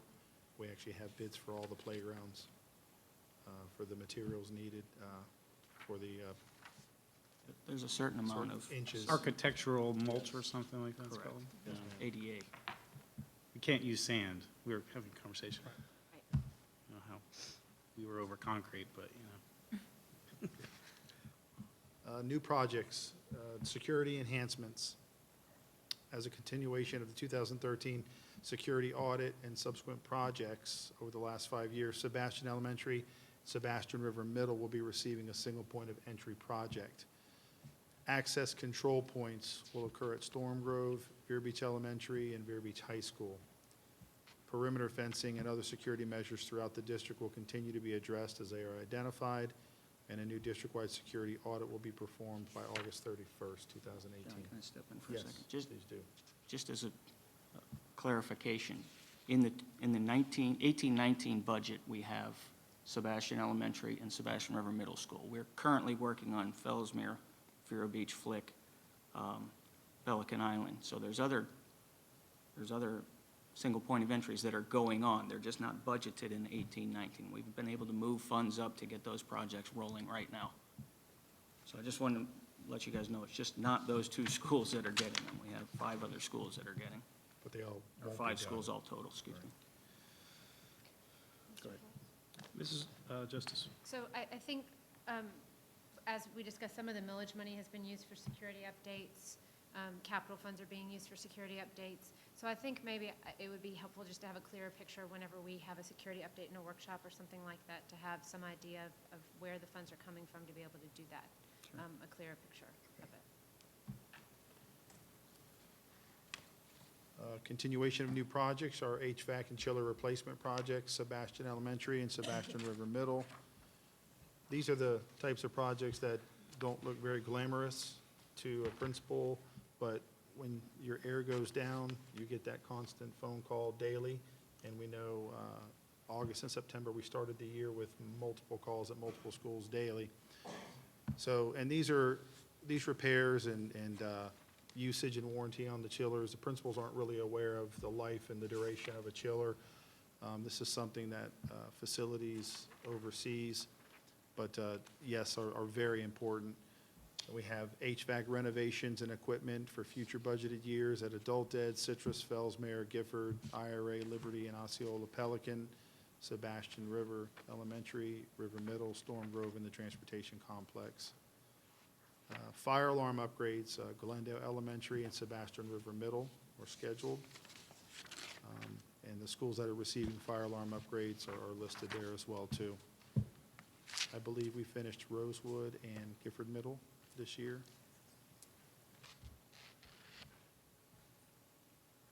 New projects, Sebastian River High School Stadium locker room renovations. There was inadequate training room. The facility was inadequate. It was aging. It didn't meet current codes. I think it had wooden trusses on it, if I'm not mistaken. Some parts of the floor were starting to cave in, and they were using it as a concession and training room together. So the floor plan did not allow for equitable use of the locker rooms. So this is going to be a welcomed addition project to Sebastian River High School. Oslo Middle locker room Question, renovation. Mr. Searcy? Yes, I'm sorry, sir. With the replacement of the aging structure up there at Sebastian River Stadium, I guess, are we going to meet with the same issues that we met at Vero Beach High School with the stadium, that now we've got to bring everything up to that fancy code and spend millions more than we plan to spend up there? Sebastian High School is a little bit different. This is basically for their locker room, which is a structure Okay. on its own there. Away from the. It's away from it. We've already done visitor side over there where we brought up to code all the bathrooms, the restroom facilities on the visitor side, as well as the home side. So that's all been addressed. Just didn't want to get caught short like we did Yeah, yes. at the last deal. Looking at Oslo Middle's locker room renovations, line of sight was becoming a problem with supervision with the coaches and the teachers. So we're going to redesign the layout at Oslo Middle inside their locker rooms. And we have our roof replacement projects that we previously discussed. In 2013, a roof analysis was done covering the 20-year maintenance and replacement schedule. And schools with buildings that are scheduled to have roof replacements include Dodgertown, Osceola, and Rosewood. If you remember this past summer, we were working on them. We're continuing to do the schools in sections to meet that school start time. I had mentioned new playgrounds and fall protection previously. And the fall protection will also include repairs as well, too, district-wide. Floor replacement projects, school scheduled for carpet to tile conversions. These are very popular projects. This is what principals and teachers and parents and students like to see, carpet to tile projects. Sebastian River High School, Beachland Elementary, and Fellsmere. We'll continue to work at those in 2018 and 19. Take questions and answers. Mrs. Simchak? Hey, thank you. And thank you very much. Yes, And I'm glad to see the projects that are moving forward. You know, I know those of us who have sat on MPO knows it takes 10 years to get a road. So I understand the engineering and bring the projects forward.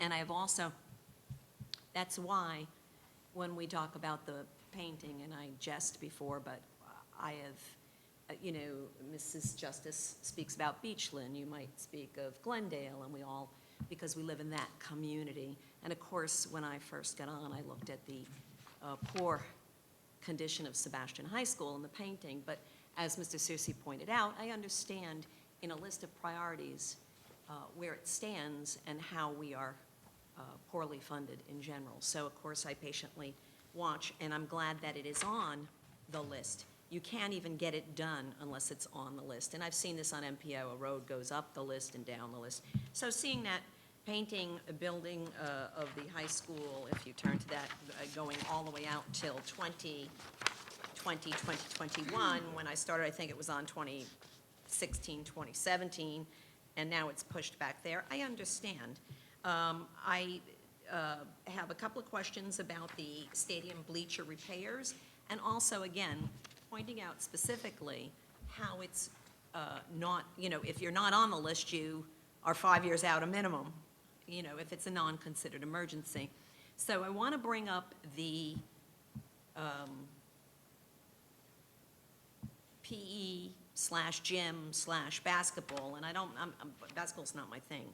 So even though it's used as the school basketball court, it is all, you know, floor, it is also used as the whole school, high school gym. And my understanding it is down to, I mean, it can't be resanded one more time. It's not on this list, Mr. Teskey, not by your design, but help me plead that it needs to be, even if it's, we create the imaginary sixth year, it's gotta be on this list.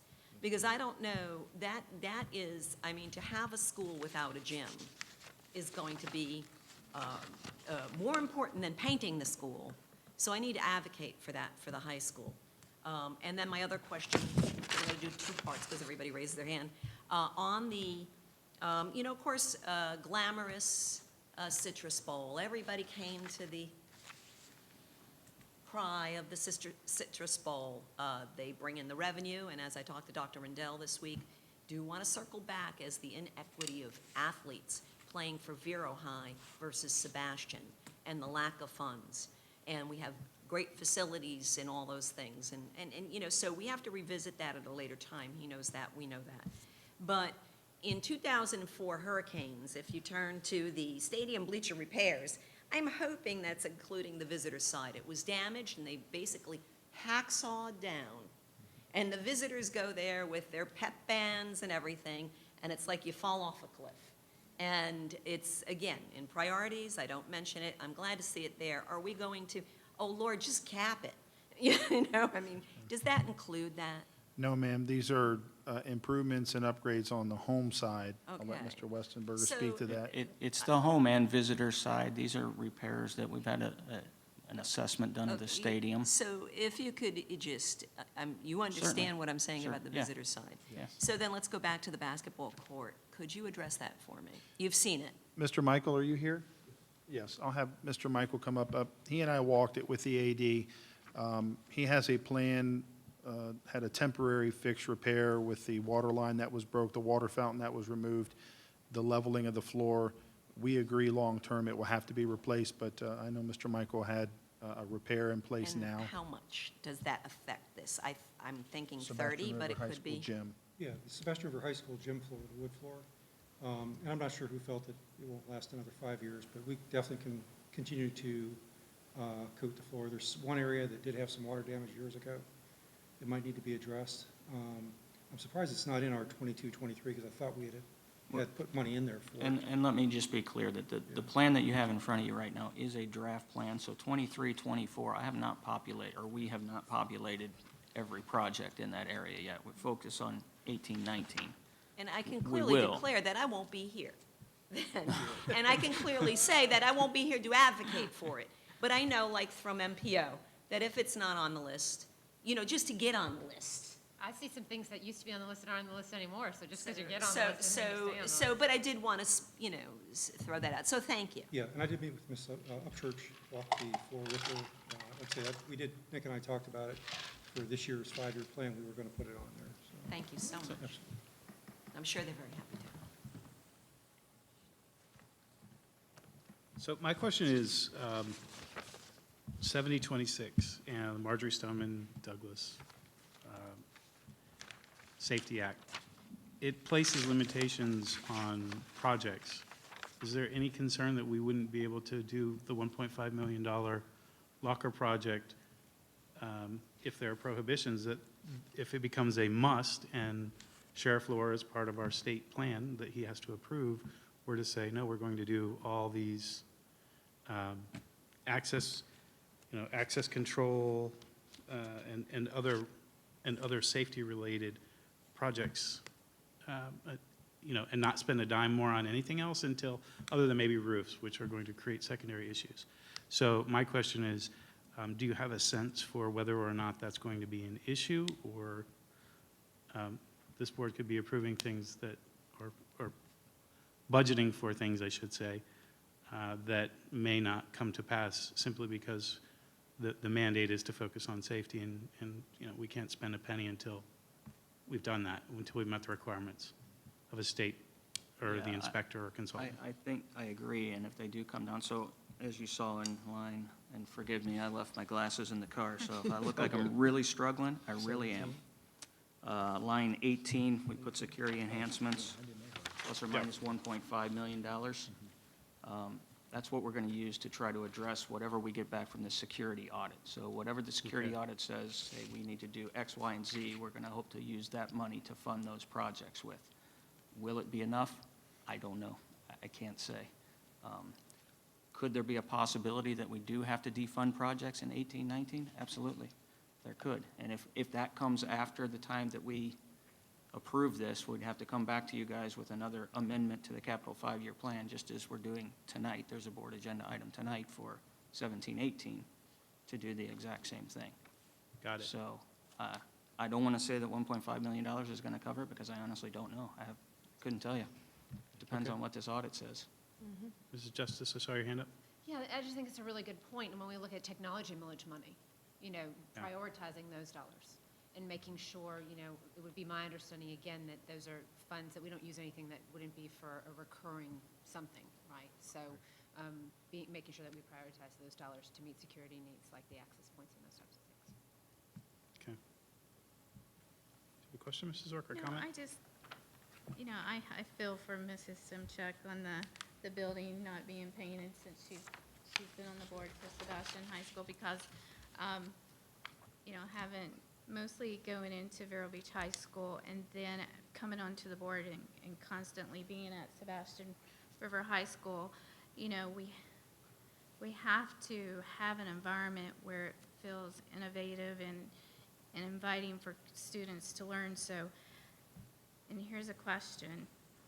I know it's 1.25 million to paint the entire school. Is that correct? Yes, ma'am. I mean, why can't we do it like we are with our roofs, a section at a time, so it's not such a huge impact to the budget? You know, part of the school next year, the next part the next year, and have it done within 3 years instead of trying to keep moving it down the road because it is such a high dollar amount. Why can't we do that? It's a possibility. I mean, we could break it up. We could certainly break it up.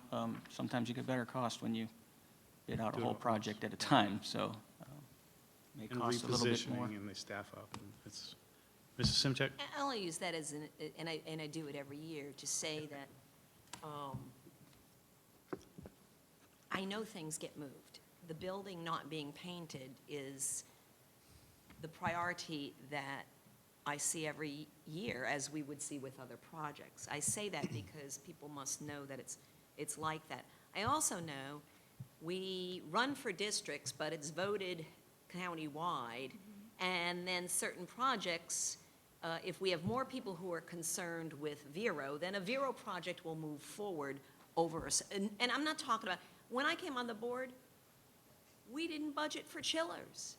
They were breaking left and right. Nobody budgeted for chillers, and that's an emergency large expenditure. Now we have, thanks to Mr. Morrison, some of that forethought, and we're going to get it on the planning. So I only say that as Mr. Searcy said, you know, don't we have priorities? And again, not the Sebastian lockers, but I also see the Oslos, and was Sebastian before Oslos, and I would hope that we would be prudent enough that if we were cutting funds, we would look and see where were they, how many times were they moved, and that the North County people are, you know, again, like I said, North County athletes right now, and I brought up a different, and this is a capital outlet, are penalized in a way. Their jerseys, all these things are wrong because Vero is the TV channels, Vero is the big sponsors. It's just the nature of the beast. So, you know, we need somebody like Mr. Frost, by the way, that high school's in your district, but. It's like a quarter mile from my house. But, I say that jokingly, don't feel bad for me, because I work on the board, and I know that to protect the students and safety comes first. When I was on the board, I had to fight, and I was declined a second resource officer until these two gentlemen came aboard, and that superintendent was like, oh my gosh, our high schools only have one school. Thank God for that man and these two gentlemen.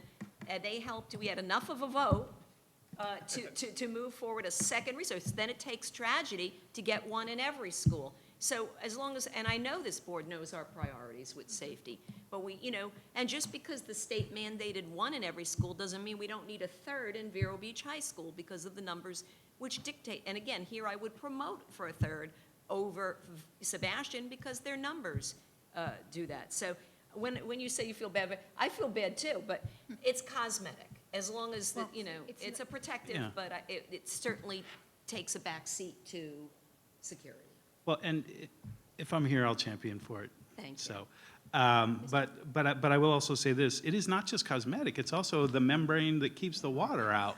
Yes. So it's a huge cost savings if you don't do it. I mean, that's why it's usually like Part of any good, if homeowners or condo association or whatever, they have it built into their reserve budget of every 10 years, they're squirreling away, X amount, so that every 10 years or 7 years or whatever it is, they put that membrane up on the wall, and it doesn't just look pretty, it also keeps the masonry underneath from cracking and creating mold and mildew and all sorts of problems. So it's an excellent point to bring forward because it's preventive maintenance that I know other board members have brought up as a direction in which this board or this district should be headed. So, Mr. Searcy, you have your hand up. Question, have we continued to paint the Freshman Learning Center over those bricks? Is that done? Yes, sir. No, unfortunately, the weather, the wind, and the rain for the past 2 weeks, have you seen the west side is complete, the areas behind the cafeteria, but the wind and the weather for the past week have kept them from finishing it. That's an area where those funds should have been used at Sebastian. Whenever you paint over bricks, in my way of thinking, you're making a big mistake. That was for cosmetics, from what I can understand. And if that had not been started, maybe we could have changed the painting up to Sebastian to help Ms. Simchek on her last hurrah, whatever this is going to be. Mr. Michael, correct me, was the FLC paint out of maintenance and not capital? Yes. Can you explain the funding for the FLC painting? Yeah, we moved some money around through our operating capital to get, it was $30,000 to paint the FLC, which, Might have painted the office or something up at Sebastian, because we want Ms. Simchek to be happy. I will tell you that we're getting a lot of positive comments from the But it students. just doesn't make sense. To me, it was cosmetic. That's, in mine and your conversations, that's sort of what I got out of it. But if you've got a building that's been waiting for 5 years to get painted, that's not really good planning, whoever's in charge. I mean, I know both you guys are relatively new, but we need to. It sounds like we're going to get sort of a more less aggressive approach or some ideas or concepts around the idea of painting, a wing at a time or whatever it takes to get it done so that our buildings are protected. It makes sense. It does make sense. Okay, I know we're way behind time now. So. Mr. Chair, if I might, I'd like to bring a couple of points to the attention of the board and the audience. The board has the draft 5-year capital plan in front of them, and everywhere they see a red ink, red font or whatever, that means we made a change. And most of these changes were to move the security enhancements to the front. Some projects were moved around so that we could get the single point of entries and other things to the top of the list. For example, something that doesn't even appear on this list, you'll see an agenda item tonight at the business meeting to reorder some priorities in the 5-year capital plan. We had a locker room project that was due to be done with this year's money at the Freshman Learning Center. Instead, we were asking the board to approve tonight to move that project to 1920 so that we can take those funds and move them up to do the single point of entry at Vero Beach High School. So you need to understand that every single remaining single point of entry project is at the top of the list and will be completed as soon as possible. It won't be all completed before August of this year, but the ones that won't be completed is because we're designing them. And so as soon as they can be completed, they will. I thought it was a great thing to see the facilities department be able to find $1.5 million to set aside in as to be yet determined security enhancements. So 18, line 18 there, that 1.5, our plan is to use that to address any deficiencies that are identified in the security assessment.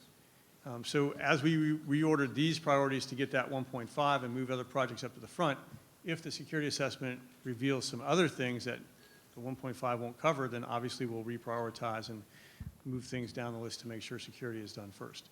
Keep in mind, none of this takes into account the availability of that $99 million, I think it is, Mr. Morrison, $99 million available from the state to help with hardening of buildings and that kind of thing. So, the security assessment is going to give us, kind of like the roadmap or the blueprint of what we need to do. If we can't get it done with the 1.5, we'll be able to apply for some of that additional funding. Mrs. Simchek, and then Mrs. The Justice. P25 radios for interoperability, we had a workshop on it. I believe it was like $370,000. I don't see that. Was that the total cost, or are you going to space it out in 4 years? I believe that some of those costs are reserved in the FF&E budget, and we've been phasing the purchase of those.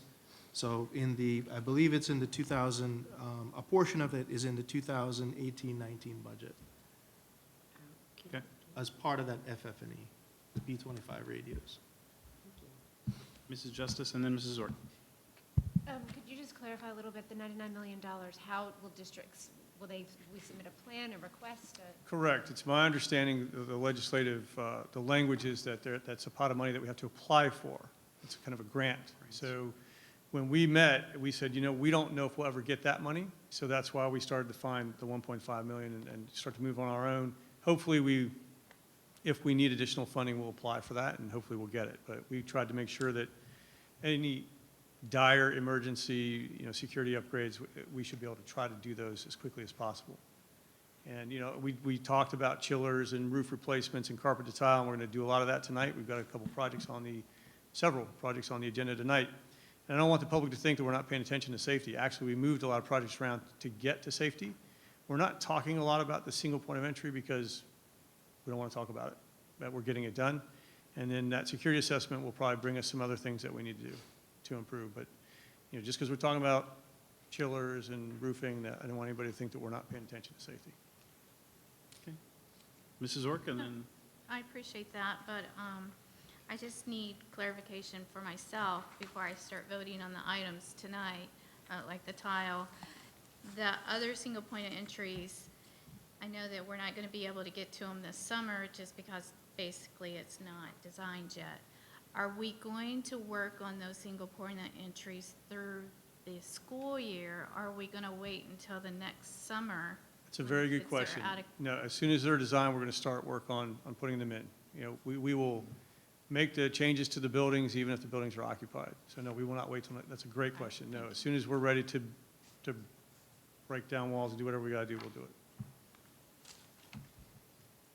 Mr. Searcy. Follow up with a question. You said that there's some grant money available for that, and we're going to wait and see what comes down. Why can't we go ahead and apply for the grant? You're not eligible to apply for the grants till the fall. Can we have it ready to go, so day one? Yeah, as soon as we get the security assessment and see what types of things we need to enhance. We have ideas. And when is that assessment going to be done? I think you said. Yes, sir. The consultant has to be done by August 31st, but we're also waiting on the state to create the Florida School Safety Assessment Tool, which has not been developed yet. Once that tool is used, it will be administered at each district, county, and then the consultant firm will use that to build their recommendation. So we're really waiting on two pieces. We're waiting for the assessment tool. As we did in 2013, we moved forward with our own assessment. We're using that now, and we're going to be discussing moving forward with the consultant. If the tool isn't created in time or doesn't get pushed down, I've contacted representatives at the state, and they're all still waiting for it to be developed as well, too. But it's an online assessment tool. Thank you. okay. Do you want to take a break before we transition, or? We're going into department next? Yes. Yeah, we'll take a 5-minute. Okay. Is there anything- 5-minute break, 2:48. 49. What's that? Hang on, this division budget review. So we're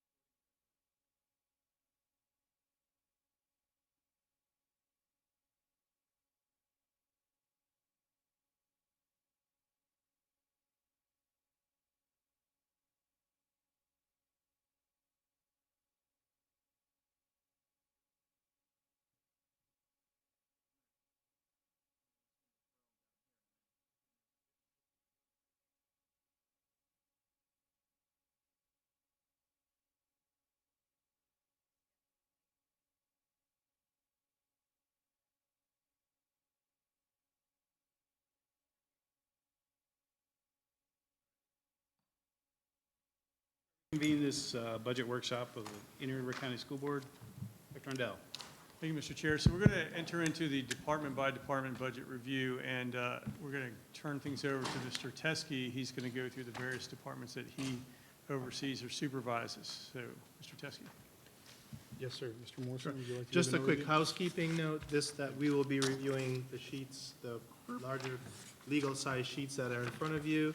And the facilities department is on the third page going in. At the top, it says facilities management, 9551.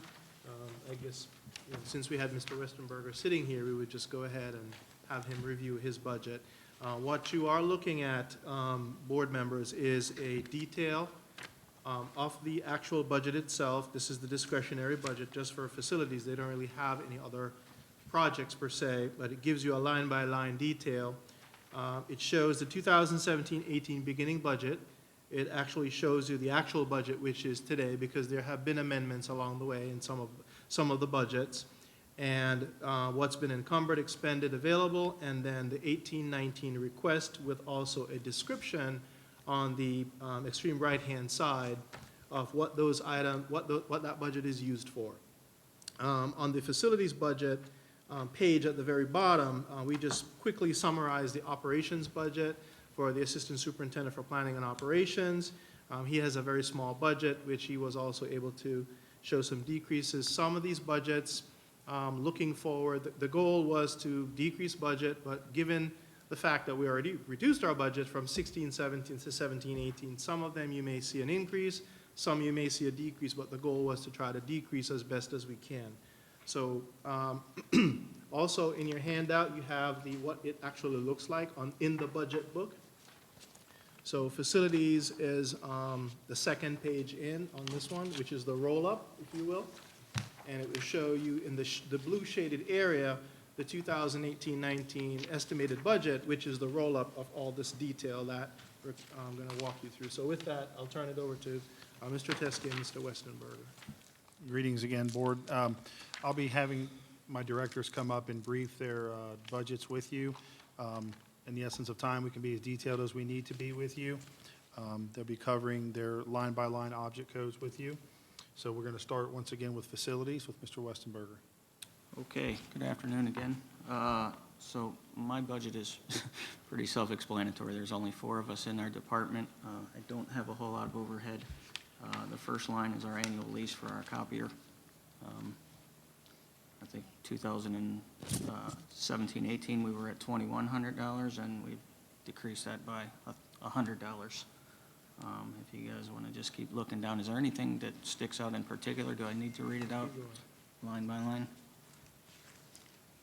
So the next one down is telephone and data communication services. That's basically for our phones, our cell phones. We did have an increase in that, and that was due to the fact that I added an employee. So I was able to add my construction manager finally. So that's the increase for the phone bill there. Next one down is for my gas. Again, we increased the gasoline there for the addition of the truck for the construction manager. We already had the truck, we're just increasing for gas. Next line down is our supplies, office supplies. We were at $500 last year, and we're actually paring that down to $214 this year. That's just for our paper, pens. So we were able to knock that down a little bit. Tires and tubes, again, for our trucks. I left that the same because I do have a truck that needs 4 new tires on it. I need to have tires on the truck so the guys can get out and see the job sites. Non-capital software, $250. That's a lease fee for GIS software. So we don't want to give that up. Then we have to turn around and pay for the whole GIS program again. This is just a yearly lease for a seat. And then I had $500 in travel that I added this year just in case we need to go to some security conferences. So I have a total increase of $700 from last year, and basically that was all due to the fact that I added an employee. No question, Mrs. Ort? No, I just have a comment. $400 for 4 tires. I need to know where you get your I'm tires. scraping. No, top in the county. Right, I was trying so hard not to make a joke. I really was. Tire rack. Yeah. Suddenly, every government in the state starts looking at their tire budget. So just to clarify for the board, what we've just gone through is, if you look at, the budget department page that is in the budget, Mr. Westenberger just went through the non-labor discretionary. And so we see those lines on these pages, and we don't always know what's behind the lines. And so that's what we're going to kind of be going through. That's great. It's good. Thank you. It's good stuff. Sometimes they're going to go up, sometimes they're going to go down. So we're hoping overall we go down. Do not hope. Yes. This is a question, Mr. Morrison. Yes. Okay, so Like, that's just the there's first. gasoline, and then you're pointing out your cell phone and everything. Question about those. I find it, like, wouldn't it be easier to have all of gasoline under fleet and one person in charge of that budget with the guesstimation, and then having the cell phones under IT, and that's their budget? I'm just curious why. I think And with then- some respect, you lose the accountability when you centralize it that way. I think what we did do, however, I'm caveating this, is that I think we have the minutes that the cell phone usage we draw from the pool, so we don't incur Shared overage. pool? Yeah, Okay, we don't thank you. incur overage charges, but you lose the accountability on the budget and tracking by department when you centralize it that way sometimes. Well, I agree, and at the same time, there's, as you know, there's a concept where you have internal customers and transfer rates that's, so that, quote, overhead departments or administrative departments show their value by saying that, if, this is the, gasoline and fleet management, and then you have one person who administers the cost of that versus having, that be part of the executive assistant to this department's thing, so. Now, in another budget, which you'll hear of on the next update, we actually went in the opposite direction, which is to centralize another type of expenditure, because that department was saying, hey, we're being penalized because we have the older vehicles that are being, so it's a balance. So, but you do lose the accountability sometimes when you do that, so. yes, sir. Good. The next Thank one is you, Mr. Westenberger. Thank you. Questions? We'll move into my non-labor discretionary budget, operations myself. On the next page, operations, the 17-18 estimated budget was $5,000. My 18-19 estimated budget will be $3,743.78. Call it bottom of page 3, please. Yes. It's the Same page you're Same on. page, but just the bottom down here. You just summarized it under facilities management Yeah, this is all Okay. Mr. Teskey really, on one page. it's his whole budget. In his Don't office. hurt yourself. Yes, just me in my office. I do not have an administrative assistant. I am luckily blessed with working with Mr. Westenberger and Mr. Michaels, their administrative assistants. We share the responsibilities. They take care of my clerical and record keeping, Ms. Russo and Mrs. Simon. So I see that as a cost savings for not having to hire or bring in another allocation. I've reduced, the cell phone usage was a one-time, since it was a new position for me. So that cost savings will will roll over next year, and I reduced my office supplies as well, too. So at a savings of $1,256.22 for my operating budget. Any questions? All right. Yes, ma'am. So you don't have a car? No, ma'am. I, within my operating budget, twice this year, I've submitted reimbursement for mileage within my budget. So I do not have there wasn't a vehicle, and I just didn't see the need to take one from someone who had one, so I use my vehicle when I need to go to a site and reimburse mileage through my operating budget. Mr. What Searcy. kind of liability do we have with that? Well, it's my vehicle, so I have School insurance. district work you're doing, and But I'll, please, Mr. Gresta. Thank you. Thank you. It's the same liability if Mr. Teskey was driving a school board-owned vehicle. He is performing work within the course and scope of his employment, and so any accident that unlikely would occur would be something that the school board would be responsible for. Whether it's a school board vehicle or his own personal vehicle, it's the role that he plays while he's driving that will tell us who is responsible. Just checking. Yes, sir. Mrs. Orr? It's just a question. How do you record your mileage, of your personal mileage? There's a lot of really good Yes. apps out there, but do you have one like the superintendent does as soon as you get in your vehicle, you're putting in your mileage and where you're going and when you get back? Yes, I work alongside Mr. Morrison's administrative assistant, so I use my Outlook calendar, and I Outlook the destinations, and the destinations are calculated out in his department by mile. So I submit all of my mileage routing to his department for that, but my Outlook calendar specifically states where I'm traveling each day to and from the workplace. So you don't want Mile IQ tracking you or something? It automatically does, I'm just kidding. No, sir. No, but chews up your battery, by the way. Mr. Sears, you have questions? Do you feel the need for a car? I mean, do you stay in your office all the time, or? No, sir, I'm pretty mobile. Luckily, our office is centrally located in the district, and I Outlook appointments. Now, the only time I don't know if there's an emergency, I will travel to that site. But I never record the first stop of the day because that's reporting to the workplace, so I don't take mileage for that.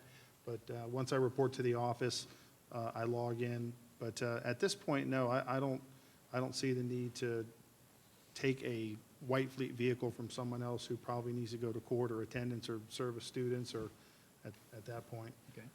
If the time comes, I do have access to facilities, maintenance, and transportation with their vehicles. But at this point, no.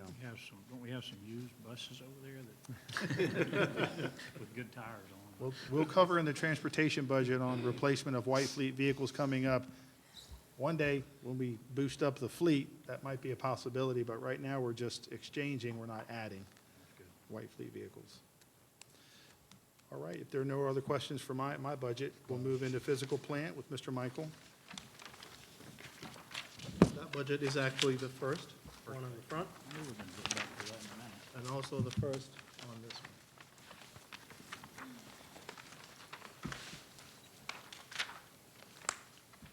So Mr. Michael's budget is a little more extensive than mine or Mr. Westenberger's. You have line by line the project numbers. We can entertain specific questions on increases or decreases within each item. We can be very specific as to why there is more or less. So we will allow you to review it, and Mr. Michael, Yep. I'll let you start. Great, good afternoon. Probably the easiest thing to do is if you go to the second page, we could maybe start there and we could work our way back to the front. At the bottom of the second page, you'll see our discretionary funding for 18-19 is $381,776.57. In 17-18, it was $369,601.18, so there's a variance of $12,175. That's primarily due to, as we brought on the custodial services coordinator, one of her first jobs was to go through all the schools, meet with the custodians, develop a survey for them to find out what equipment they needed, what equipment we had that wasn't repaired. Based on those assessments, we feel that we're going to need about an additional $12,000 this year for repairing existing equipment. We've got a lot of floor buffers and vacuum cleaners and things of that nature, so that's where that increase is associated with. For our projects in 18-19, you can see there's a variance there of $353,723.77. That's, majority of that is the Brightview landscape contract. Back in February, we came to the board, we basically fired the landscape contractor that we started the year with, which was Integrity. Their contract value was $229,440. We did an RFP, sent it out to multiple bidders, and Brightview was the lowest qualified bidder that we brought to you in February. So that was an increase from what was budgeted originally in 17-18 of $346,560. So that's a majority of that variance this year is the Brightview contract.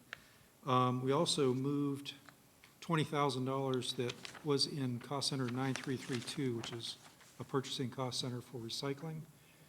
We moved that into my cost center this year since that's a role that I've been taking on with our custodial services coordinator. So on the overall district budget, that should be Right. a wash. It's actually a couple $100 less, I think. It is. because We it was actually- 20,743. Correct, yeah. We actually went out to Waste Management and got a better deal with them. We switched from Republic to Waste Management a few months ago. Saved about $2,000, $3,000 on that, and also they're providing more services to us than Republic. Some of the things that we made reductions in to offset some of the increases. Once again, our custodial services coordinator, Ms. Reben, has been working with the schools and developing plans for this summer. Last year, we had budgeted $50,000 for summer deep cleaning. We actually are getting some better pricing this year, and we're looking at some different models to get the work done.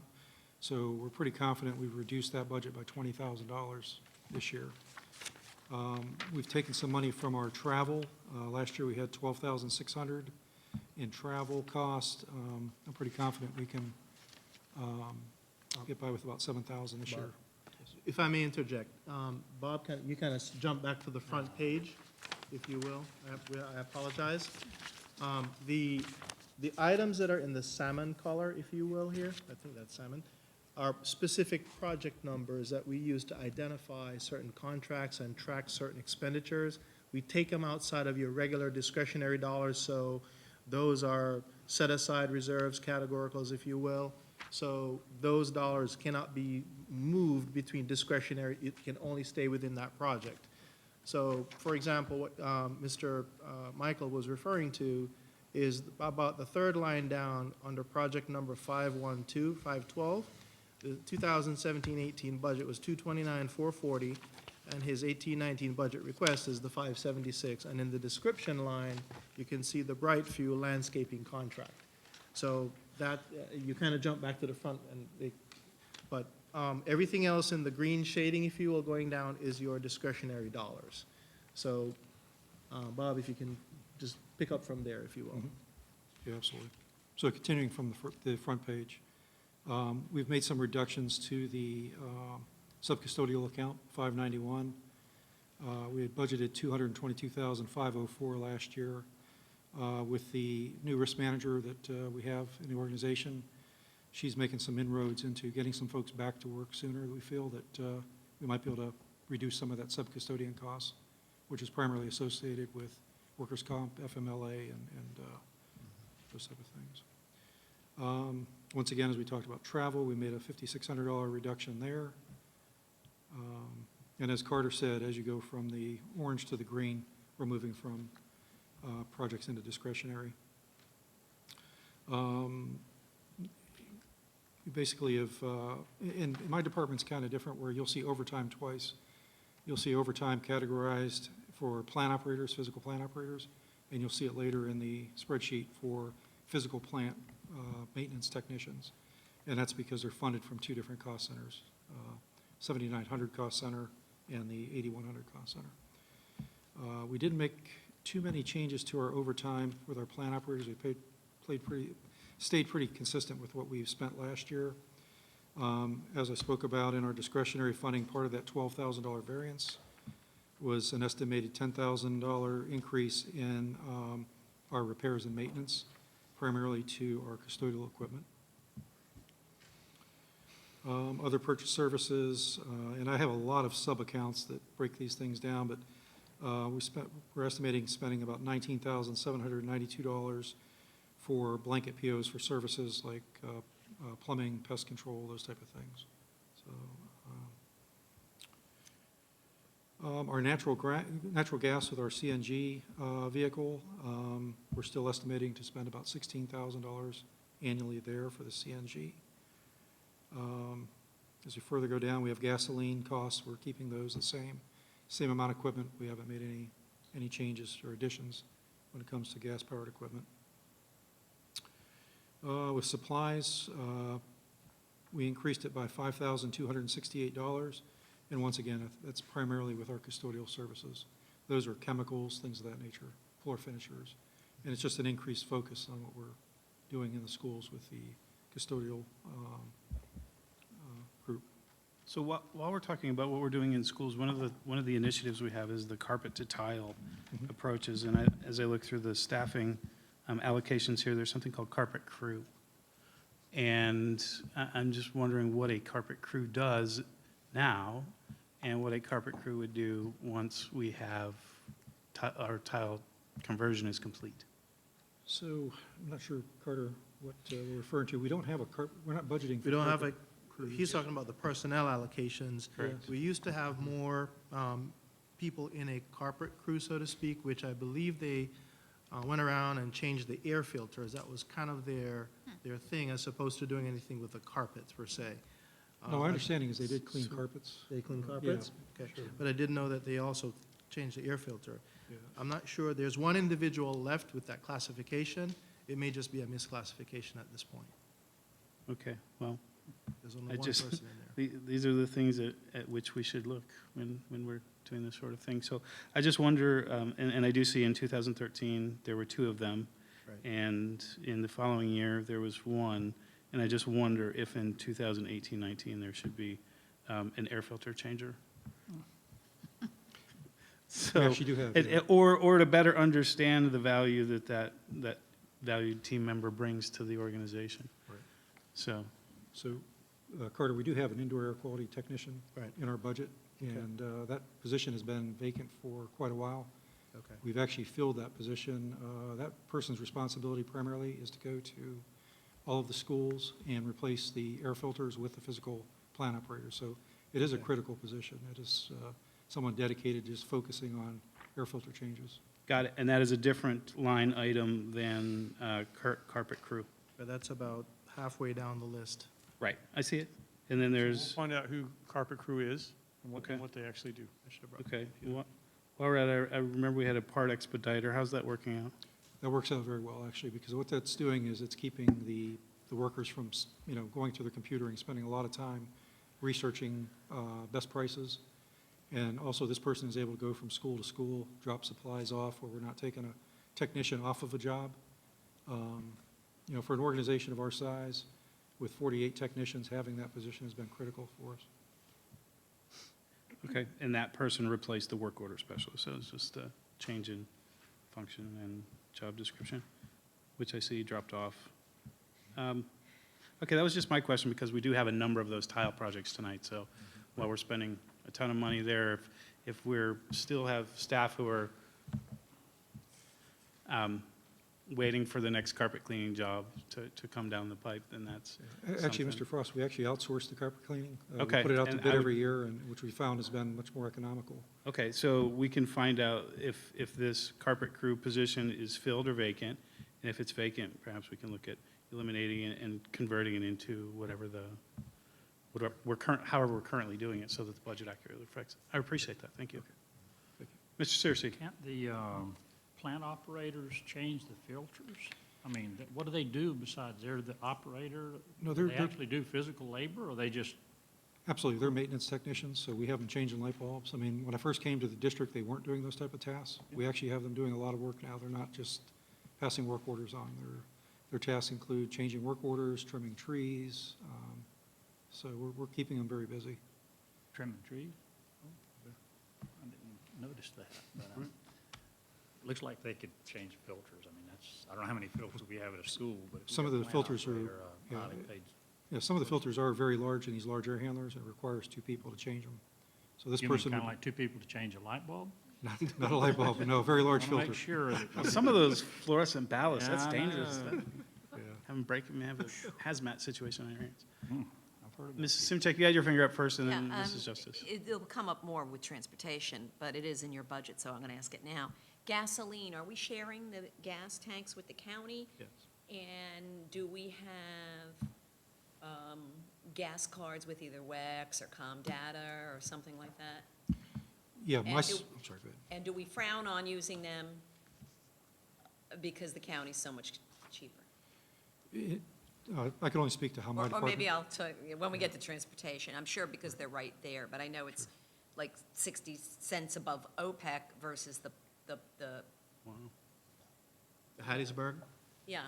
And I wish there was a communitive agreement between maybe the county and the sheriffs and the school district to save the county tanks during like hurricanes, because I know that like Hillsborough will put a clamp down on their tanks, because they have like 5 tanks all over, gas tanks, and then deplete the public's gas first with their gas card, and then for emergencies, all of us, emergency services and things like that, would have the gas tanks in our tanks. I wish, that's just a thought I'll throw out there, but, you know. But that would be a good practice, and I'm glad to hear that you have both. But it is cheaper at the tanks, so when we get to transportation, maybe they can explain that. Okay. Mrs. Searcy? Is there any way that whenever our vehicles are far away from the gas tanks, let's say, and they get low on fuel, is there any way they can buy fuel at a given station with a P card or something? They just run out of gas? Not in my department. The only time we'll use the P card for fuel is our CNG truck. We have to take it to Lakeland, to a maintenance shop up there on occasion, and we will use the P card for them to be able to get back home. Yeah. We'll fill it, top it off here, and then send it back. My staff, my staff that have vehicles report to the Support Services Complex. We have a large fuel tank there that's maintained by the Transportation Department. We have key cards that we use to actually pump the gas, and Gary Krumbacher in Transportation monitors the usage. Okay. So he gets a report from that system. It's a Vita route system. For facility, physical plant? I have Oh, you one have more more? question on, Certainly. on this, the Brightview deal. Yes. That's a pretty good jump, isn't it?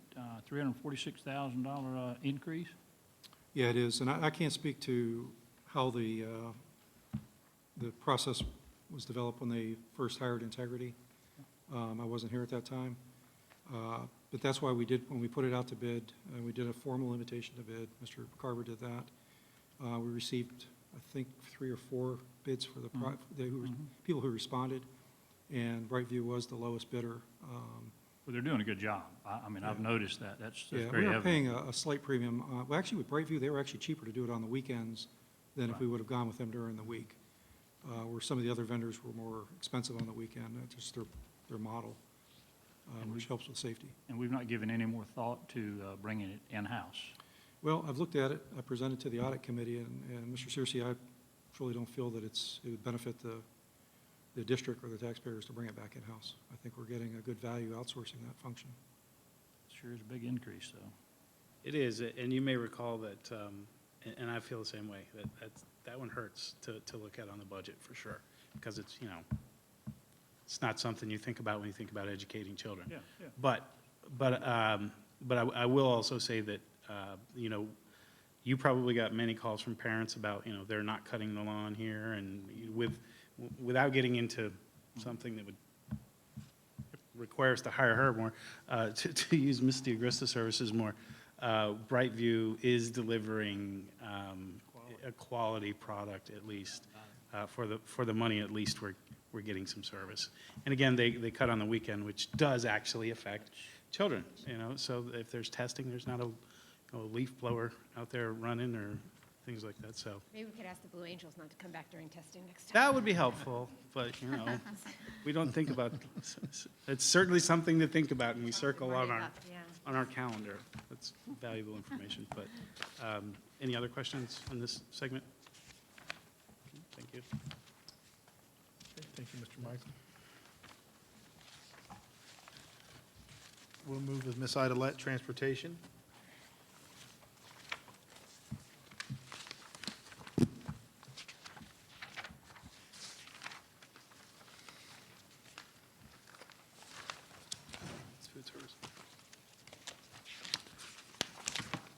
Good afternoon.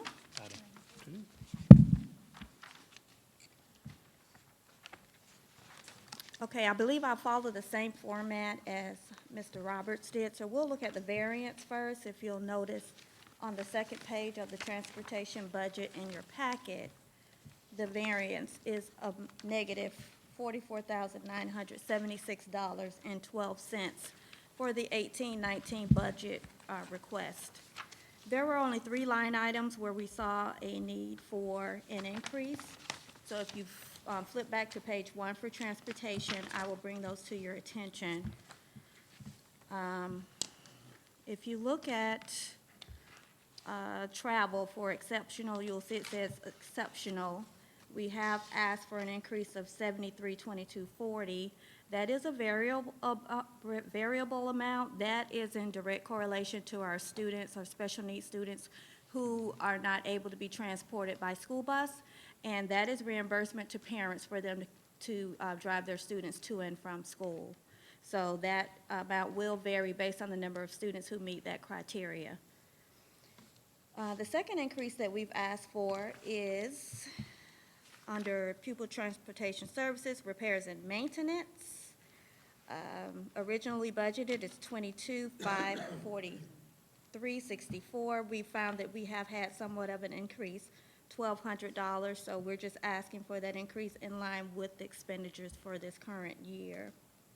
And then the third increase, if you look at tech-related rentals, we went from $3,540 to $5,040, and this is in direct relation to our updated copiers we've centralized. In the past, we had older copiers in pretty much every office, so we centralized this, so we have a new lease agreement, and that is the cost increase to be able to maximize efficiency for the office use. So those are the only 3 increases that we found that are needed. Let's look at the negatives. If you go back to the top of the spreadsheet, we can start at the very top, and that where you see 3150, it's actually zeroed out by that second line. That is the cost of our Zonar renewal. There were some changes in the budget line as it relates to the red book, so that's why you see that indicated twice.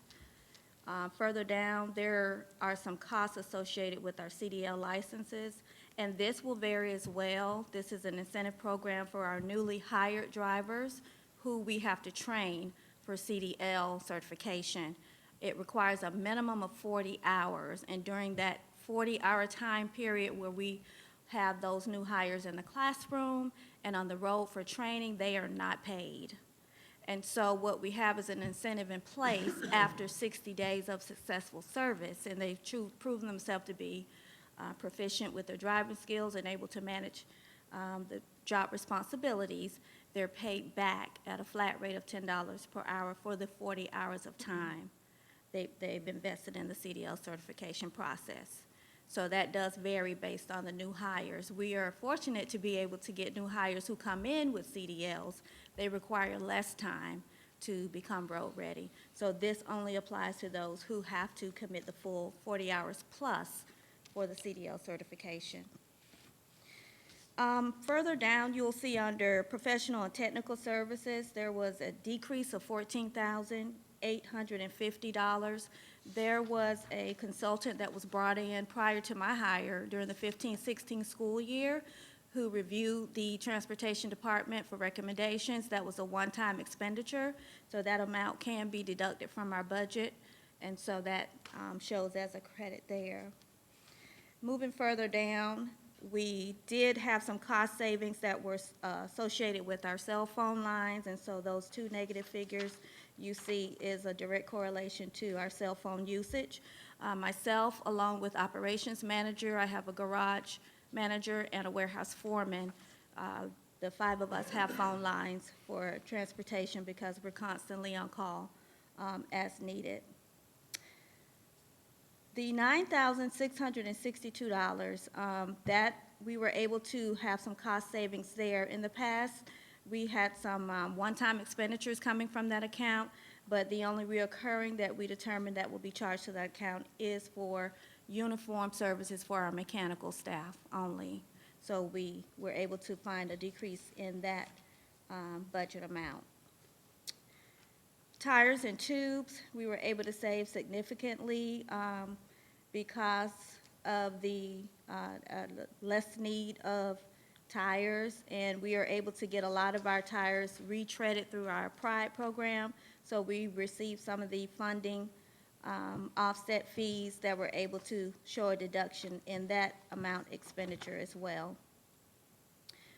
Furniture needs, didn't have any, so that was deducted. And then there was a one-time installation fee that we needed to be able to complement our secure key card entry system. We needed a way to be able to communicate with visitors to do a proper screening before they were admitted into the office.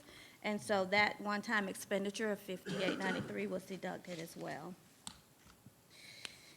And then finally, dues and fees. We had membership fees that myself and operation managers, as it relates to the National Pupil Transportation as well as the Florida Pupil Transportation, does not add up to the amount that was budgeted, so we were able to realize a cost savings there.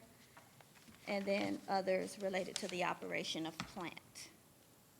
So there is a cost savings of $44,971.12 projected for the 18-19 school year.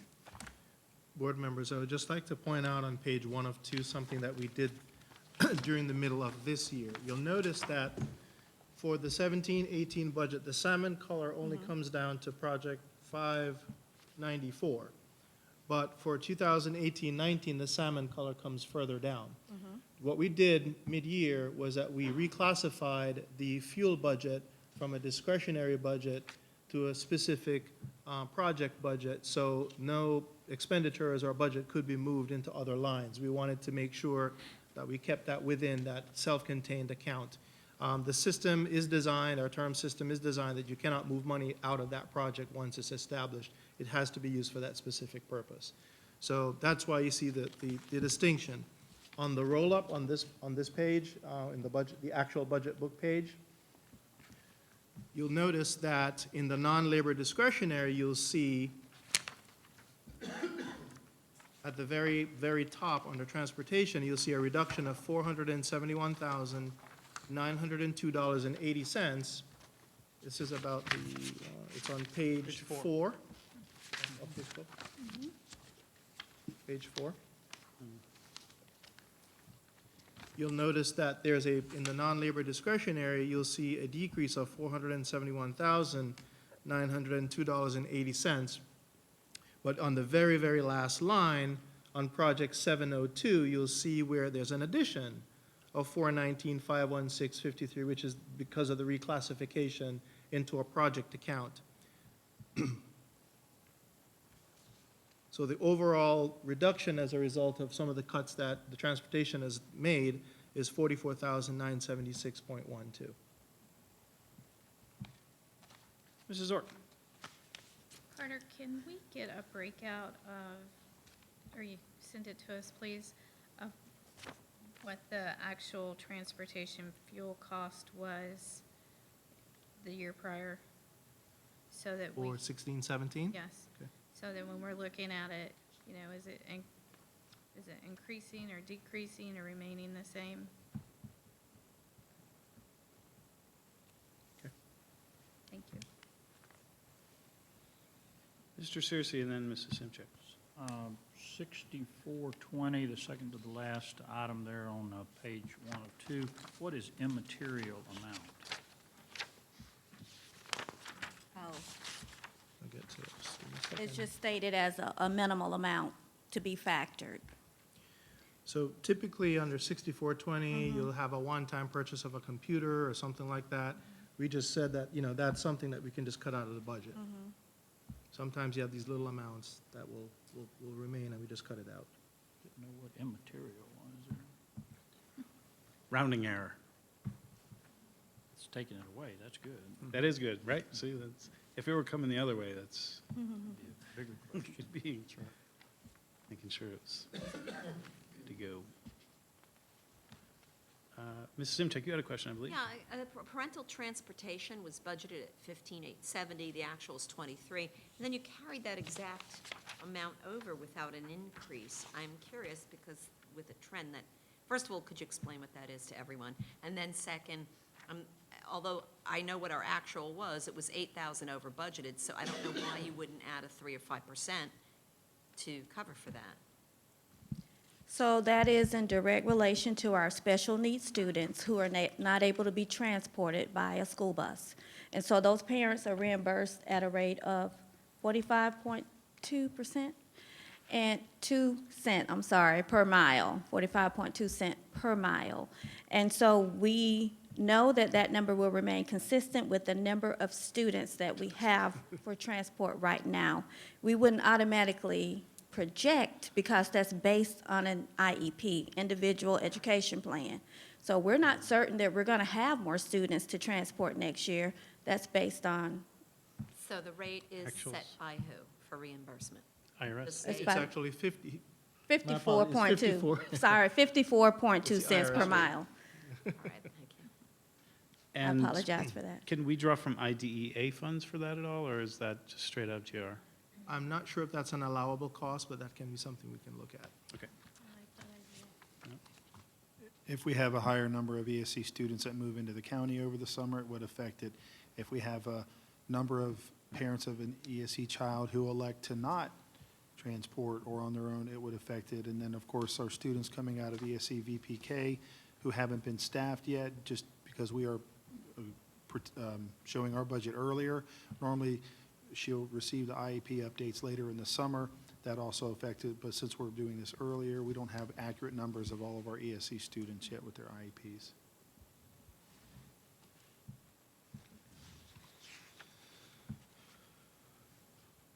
Any other questions for transportation?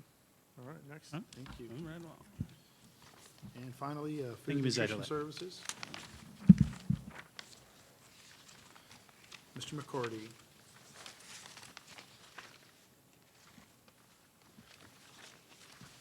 Good afternoon.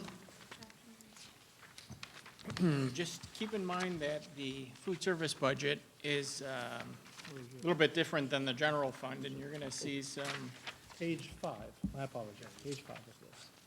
you're going to see, and we'll start with the, Not on this one. No, none of that. which one do we start now, This one, Carter? page 5. Is that the, I don't have them numbered. Flip through. Which one is it, the revenue or the There you go. expenditure? Revenues? Yep, start with the revenues. All right, and I'm gonna just kind of go down and give you a quick explanation as to what these, some of them are.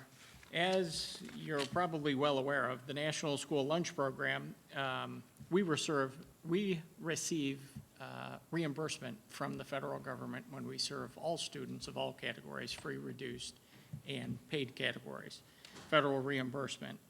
And what you're seeing here is you're seeing a potential increase that we're looking to receive moving forward next year based off the actual numbers that I'm projecting. Now, within that increase, the actual reimbursement rates for next year, we don't receive those until mid-July. So this is only a projection as to what we think, so we have to use our current reimbursement rates. And they typically change those reimbursement rates by anywhere from 2 to 5 cents per meal. So when you're serving thousands of meals, those numbers actually kind of add up rather quickly. So that's how I'm explaining the first one there, the 704,000. Then you'll move down to the federal through state grant, and you'll see in the estimated for 18-19, we're projecting 59.8. And looking at it, you're seeing there a $24,900 increase. That is for the fresh fruit and vegetable program. We're anticipating we may get another school that we may be able to have added on, so we're anticipating an increase there. And we have to fill out applications every year for this, and the Florida Department of Agriculture lets us know whether or not we can add schools on. We typically apply for at least 9 or more schools each year. Last year, we had 2. I'm hoping and I'm anticipating we'll get at least 1 more added, and that's the Fresh Fruit and Vegetable Program. That is a program where we actually serve kids a snack throughout the course of the day, and we try to introduce them to fresh fruits and vegetables, different things that they're not necessarily used to seeing. They're served into the classrooms versus actually on the serving line. So that's a separate program. And then you'll come down to the local sources, and you'll see there a $18,000 increase. And the change is from interest on the dollars that are actually, that we have in our fund balance. That is actually interest of $18,000. So we're actually incorporating that into our plan moving forward for next year. Okay? Next page will be the expenditures. You'll see on the expenditures under the salaries, we're anticipating an increase of $75,574. And I'm asking for a commodity specialist position. And by asking for that position, I'm budgeting approximately, with all of the benefits included, about a $45,000 position, roughly. So that would bring that balance down to about $30,000. And that $30,000 was partially from the CWA increase, along with managers did have a salary increase as well. And sometimes we actually have a lot of people out, and we have to pay people additional dollars to actually work extra hours. So that's where those dollars come from.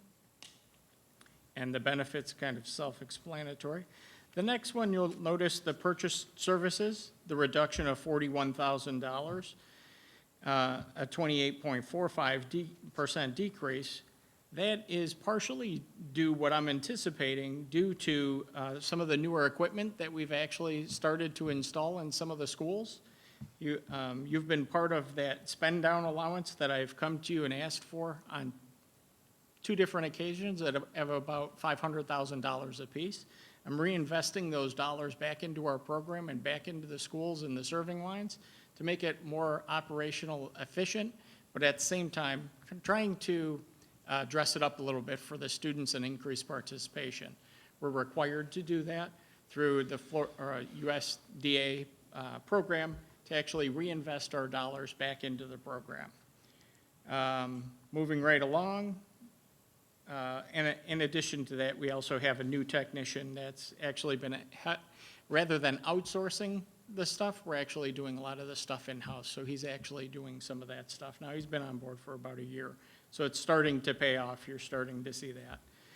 You move down to the capital outlay. That's part of the money that goes towards the that $500,000.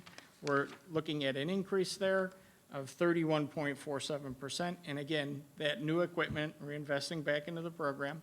Mrs. Justice saw some of that equipment over at Gifford Middle School, and it does make it a lot more friendly for the students, a lot more efficient for food service, so we can serve more meals. And again, it's more inviting, trying to get more students to actually eat with us. The next line down is the other expenses of $15,000. That's for indirect cost. That should be going down, is what we're projecting. And then you'll see the $527,574. That is part of that plan to draw down our fund balance. And by drawing down we have to draw down our fund balance. Federal government tells us, you got too much money in the bank, you need to start spending some of the money. By being able to spend some of that money, that's a good thing, but at the same time, when we have money in our fund balance in excessive amount, it makes it so we don't necessarily have to increase meal prices. I know that was some of the questions before. When we have a fund balance, I can go to the state and ask the state not to actually raise those meal prices to prevent the meal prices from actually going up, because we have a fund balance and we don't want to be taking advantage of the community here. So we're able to do that as well. So, and then you go to the final page, this page here with the bar graph at the top. And it basically, this is everything I just went ahead and went through and covered. And again, down at the very bottom, you'll see where I'm asking for the commodity position to be added. Mrs. Ork, you had a question? I do. So Carter, the commodities position, help me understand this. Mhm. That comes out of general, it doesn't, No, no, it ma'am. comes out of the federal. It comes out of, yes, food US service. Federal lunch Food service program, budget. Yes. And That was out of his budget. and so by FSLP. coming out of federal, what are we taking away in the federal? It's not No. federal, it's food service budget. So That's it. food service funds are considered federal funds, but they're a separate account. The traditional federal accounts would be like your Title I, Title II, that kind of thing. So the food service revenue is separate. It's actually governed by a different section of the Code of Federal Regulations. And what Mr. McCarty was referring to was that there's a specific code that says you can't have more than 3 months, kind of like the insurance fund. You can't have more than 3 months' worth of expenditure coverage. That excess, you have to draw that down. So what he's describing is reinvesting some of those funds back into the program, purchasing new equipment, and also adding that position, which will not affect the general fund. Mrs. Ord? How do we handle the Florida retirement? It comes out of this It fund. comes out of this fund Yes, ma'am. from here out? Yeah, all these costs are self-contained in that food services fund. Yes, ma'am. Who's doing the commodities currently, and is it really, this is the first time it's been The commodities presented. currently are handled by both myself and my registered dietitian in the office. And anytime you deal with the federal government, unfortunately, there's a lot of red tape that goes along with it. And we have to track all of those commodities, and we're constantly being audited, and we have to make it a point to make sure we're dotting all of our i's and crossing our t's. It just takes a lot of time, and we have other things that I'd like to be working on. But at the same time, this position would not only help out potentially with the commodities, but there'd be some other things. But primarily, it'd be a commodities position, commodity specialist position. Mr. Searcy? What's your fund balance now? It was, Carter, do you happen to have that? Yes, as of the estimated closing fund balance on page 6 is at $2.749 million. And he's drawing that down from 3.832.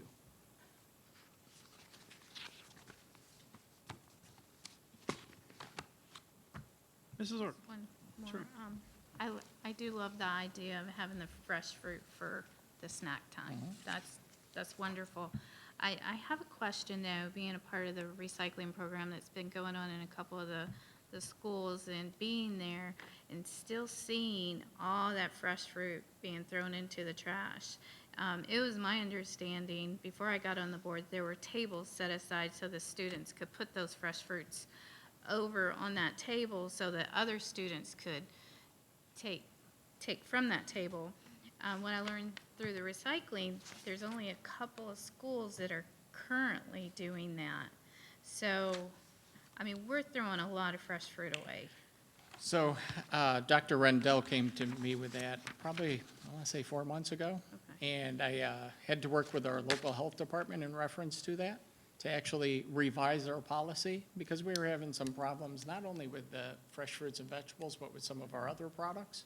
So I worked with the health department and closely, and they worked with the Department of Health up in Tallahassee, and we came up with a revised plan, a revised policy, and I've pushed that out to all of our cafeteria managers. And I did point out that it was an initiative of Dr. Rendell's, and we need to implement that as soon as possible. And that did take place after the recycling project, where I think there were 4 schools that were identified that Mr. Teskey and I had made it a point to attend. And you briefed the principals at a principals meeting Right. Yes, sir. about the share table policy. Right, so there should be a share table at every cafeteria right now.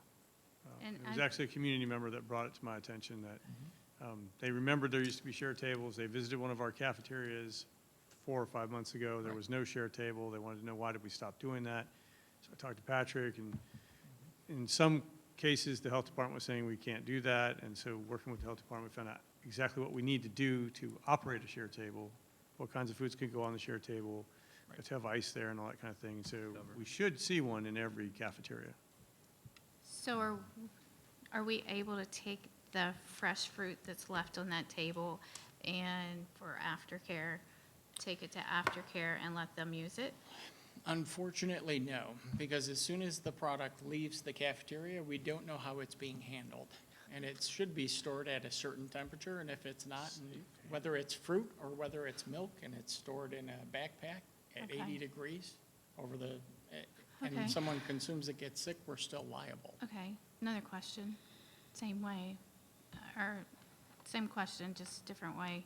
Can we take that fresh fruit, leave it in the cafeteria, and direct our aftercare, go pick up the Go fresh grab fruit? something from the share table. Absolutely. Health Department, with that new policy, share table policy, has told us we have to discard the product at the end of every meal service. Because, How long again, can hold a meal service? until the time that is filled out on the Oh, USDA agreement. Of course, there's a regulation for that. So basically, we have to go to the federal government and change it on that level to our congressmen to bring it to their attention of how much money we're wasting and food we're wasting by all this red tape layers of government. So, I mean, it's not impossible No. to, No. it's just something it's that, federal that we guidelines. need to Correct. bring to our Congress and U.S. senators' attention of what's going on here, because that is, I mean, that is a shame that we're throwing all this food away. Mrs. Justice. I spend a lot of time in cafeterias, and I was at Prairie Beach Elementary School the other day, and there was a pear that had been on a tray, and then it could have gone to the share table. But there are reasons why the health department gets involved, because that pear should not have gone back to a share table. It was not eaten, but it needed to be, there were some safety concerns as far as, you know, so I think it's important that we respect some of those parameters as well for student safety. We don't do anything that's like meme-worthy, like wrapping apples inside plastic Yes. bags or things. that we- Sometimes we actually, like an apple, we do that with, because, again, Health Department requires us to, and then and we can put that product on that chair table because it's wrapped. Right. But if it's something that's unwrapped with an edible peel of pear, where the child has actually removed it from the bag, then it needs to be re-washed at that point because of the sanitation and the germs surrounding. How about an orange that has sort of its own container, its own Or packaging? bananas. Or bananas? Tons of Do we have to put bananas, those inside secondary containment units? They don't have to be, no, because they're Okay. not necessarily eating that, the rind, if you will, or the peel. Got it. Okay. Haven't gone that far yet. Mr. Searcy? This is a crazy question, but I saw it happen. Do we allow any of our cafeteria managers to operate,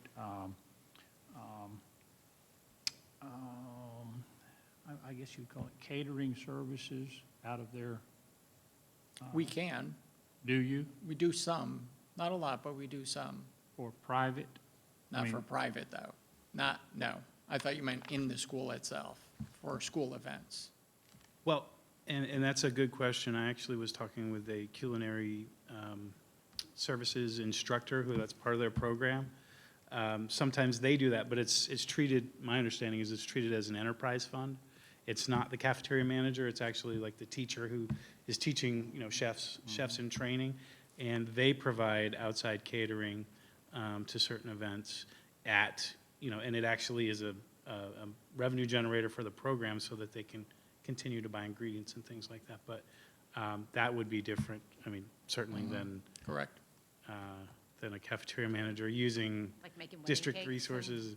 Well, selling yeah, them? well, no, just like, it's the students and teaching them how to come up with projects for like hamburger, I think it's just like hamburgers, hot dogs and stuff like that, but, and they used to have something called the half hour in, I don't know if they still do. But this experience was at Sebastian, but I'm not sure if that's what you're seeing. No, I'm talking about, we had a cafeteria manager that had teamed up with some former school board employees, and they were actually catering functions and getting paid for it. They were paying for the product with our school budgets and selling it. No, they can't do And, that. I mean, it was during my last administration, when I was on the board before. Oh, and it- so it's it- not, so we're not okay. talking about Yeah, I like mean, within the past. But it is a great thing for an Well, ethics or hotline. I mean, we You know, do it. I'm just saying. We do it now in a little different function. But I wanna make sure it's we're for not doing it. in-school functions, So for you an mean if there was in-school a function. celebration, so if Correct. there was a principal who was holding a Correct. celebration, she could say. Something to that effect with, Whole yes, different ballgame. correct. Right. Yikes. All right. Is that it for food services? Yes. Board? Outstanding. Who's next? I believe that completes the Planning and Operations Division. We're going to switch over now to the Finance and Employee Services. Thank you. Thank you. So on page 8 of the actual budget book page, and on the legal size sheet, it just says Business and Finance at the top, Department 9300, Business and Finance. So the first project number is, I'm sorry, we'll give you some time to get there. Oh, we're back here. Yep, it says Business and Finance at the top.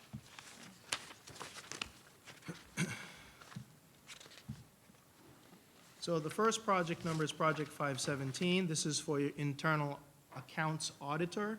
So this is Berger Toombs, who does your internal audit reports and goes out to the schools and does your internal audit of your internal accounts audit. So we have asked for the repeat of that $14,000. That's their fee to do the audit. Line item, project number 565 is investment fees. We currently have an ITN, Invitation to Negotiate contract with PFM, Public Finance Managers. They have been recently appointed the investment managers for the Florida Education Trust Fund, which is a consortium of school districts that have a pool similar to the Florida Prime, or what we know as the SBA. And so if we are able to join the FEIT, then we will be able to leverage the fact that they are investment managers for the FEIT, and we wouldn't have to pay any fees. So we're eliminating that $10,313 due to joining in the FEIT. The next line item is actually a combination of two. It's technology, hardware, software. The first line item is for DocuLivery.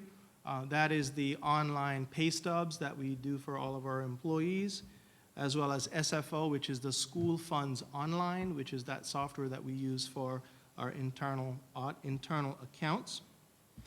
Project 586, the second line, is a request for API, which is called American Processing Imaging. It's a software called OptiView, which is jointly used by the Finance and HR Department. We store payroll files, personnel files, accounts payable invoices, personnel change forms. All of those paper documents are now electronically stored. So we're able to get invoices from our vendors outside, and we electronically put them in that database. As a result of that, we are sending back less boxes to the Records Retention Department. We've sent back about 2 empty filing cabinets as a result of that to the warehouse. And we're also seeing a moderate decrease in paper costs and requisitions from the warehouse as a result of that software.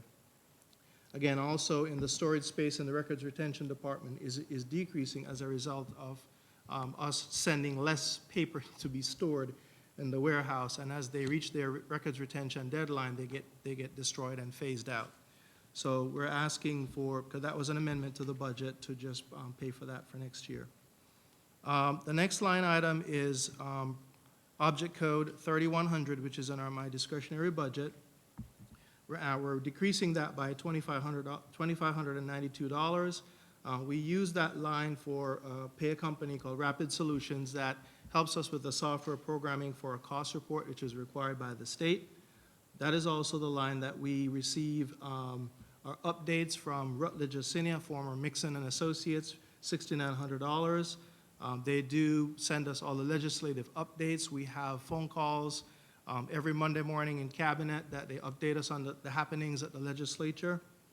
And I've also reserved a $2,700 for training for accounting staff. We do have some folks on staff that are relatively new at their jobs, and we want to make sure that we at least have some dollars there for them to get trained. The next line item is $3,300.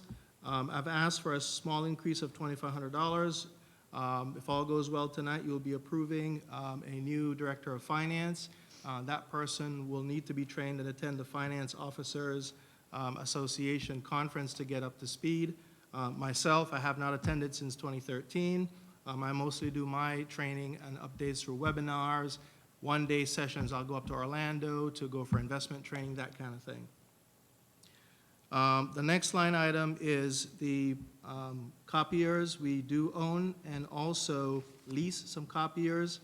We do have a centralized copier in our department that everybody kind of prints to, but there are some managers who have individual copiers that we've tried to centralize. The next line item is a decrease of $4,662, which is a switch from the DOE actually changed the object codes for technology this year. You've kind of heard some of the other folks speak to that. The next line item is dues and fees. We're cutting that by about $3,200. That's the line item that we pay for our trim ad costs. Last year, we had to re-advertise because there were some errors on the budget, so we feel that this year we could get some savings with some further review. And also the FSFOA membership, the Florida School Finance Officers Association membership for the new Director of Finance. Just to remind the board that we comply with board policy regarding memberships, that memberships must be transferable. So if somebody leaves mid-year, we don't have to go back and pay another membership fee. It's simply transferable to the next person if necessary. And again, $450, we consolidated that in our $7,500 travel budget. And so overall, my discretionary, we're decreasing that by over $2,000 in the discretionary line, but we're asking for a small, an increase in the API software, which we've already starting to see the benefits of that accrue to the district. Questions? If not, the next department up, Jeff, you want to come up, would be, actually, I'm going to take risk management if you don't mind, although my coordinator, you can have a seat, Jeff, that's fine. And just for those viewing at home, even if we are adding the Director of Finance, we're eliminating a budget analyst. That is so correct. it's We have a eliminated the budget trade-off. analyst position and created the Director of Finance position. The next budget that we want to review is the risk management budget, which is just a page over on your legal sheet. And once again, the salmon-colored area of your budget are projects that are specific in nature. So therefore, Project 79, this is where we pay for the cost of our SROs. That comes out of the risk management budget. So we're keeping that flat line for now. My next decrease is Project 586 for technology, hardware, software. We've moved that over to the next line down, which is the object code 3690. We're actually adding the technical center for career and adult education to that. So we do have a quote from Raptor Technologies to add that facility onto the budget for next year. We have flatlined in the budget right now the property casualty premium of $1.6 million. As I mentioned to you that on May 2nd, we will be having a SCREMP board meeting for them to establish that premium. So although we have put a placeholder of $341,000, we still will get the final numbers once I attend the May 2nd meeting.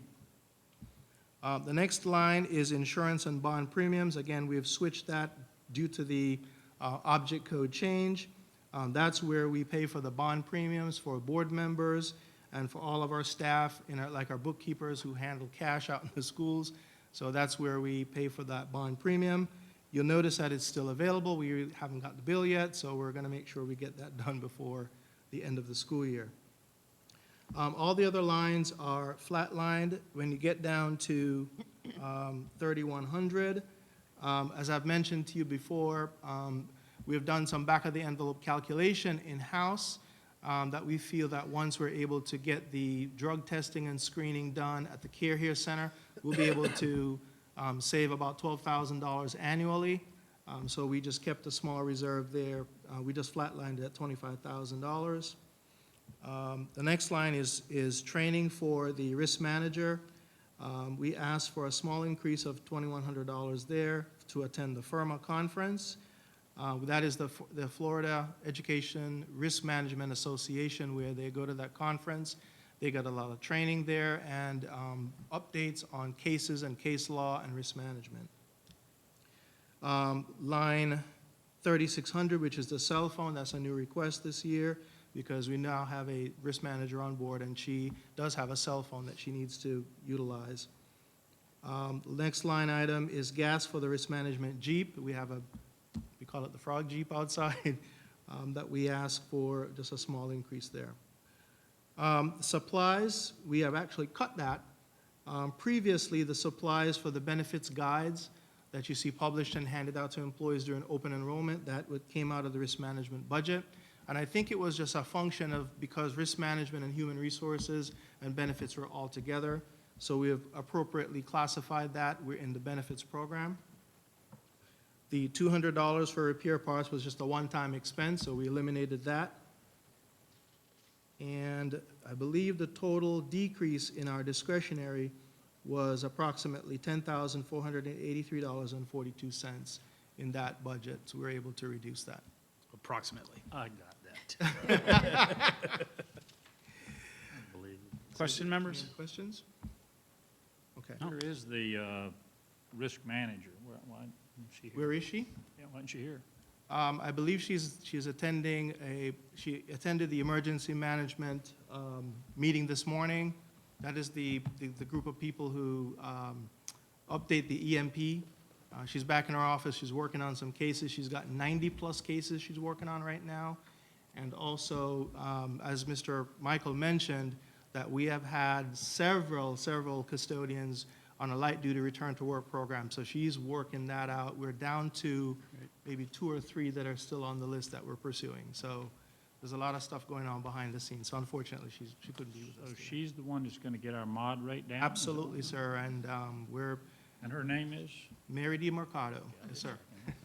Mrs. Zork, you have a question? Yeah, I think that brings up a good point. We're hiring a new, what is it, senior accountant? Director of Finance. Director of Finance, and we have the new risk management, and I would like to meet, or have the board meet. Yeah, she will, the Individuals. Director of Finance candidate will be at the board meeting tonight, yes. Okay. Now, typically, coordinators do not, Typically, we don't bring a coordinator to the board to be introduced at a board meeting night. Just but directors I think and above. probably a Well, good I'm- idea. Make the rounds. Yeah. But I'm not really suggesting that, but sometimes it'd be nice to meet these individuals and have them give us their background and, what we have discussed internally is at some point, once she's able to get her arms around everything, we'll bring back an update to the board to discuss some of the things that we've done, because As a we've done workshop. a lot of stuff in the risk management world behind the scenes. But you can always reach out to her and go introduce Absolutely, yourself, yeah. take her a cookie basket or something. Nothing's stopping you. That's fine. So the next department up for review is the Purchasing and Warehouse Department, which is on the next page over. And it is also reflected on page 10 of this budget book roll-up page, if you will. Okay, starting with the first 2 line items, those are the amounts that are budgeted to print the primary planners that we issue at the beginning of the school year. Those budget numbers, lines 1 and 2. Line 2 is for the Spanish printed versions that we get, and those numbers come directly from the price quote that we received. We received updated price quote from Pride, which is where we get them from. So that's where those numbers come from. There's a slight increase when you take the aggregate number of both of them. There's a little increase over last year's budget. The next item, that budget item was moved to physical plant. That's the one Mr. Michael discussed that relates to recycling. Okay, then moving down to the next item, that's the director's attendance to the annual FAPO conference, and that's an increase of $100. Last year, the budget allocation was 700, and the conference is scheduled for the end of May, and the budget request is understated by $400, so I'll have to get some additional funding to attend that. It's based on the actual cost of the conference. The next item is flat.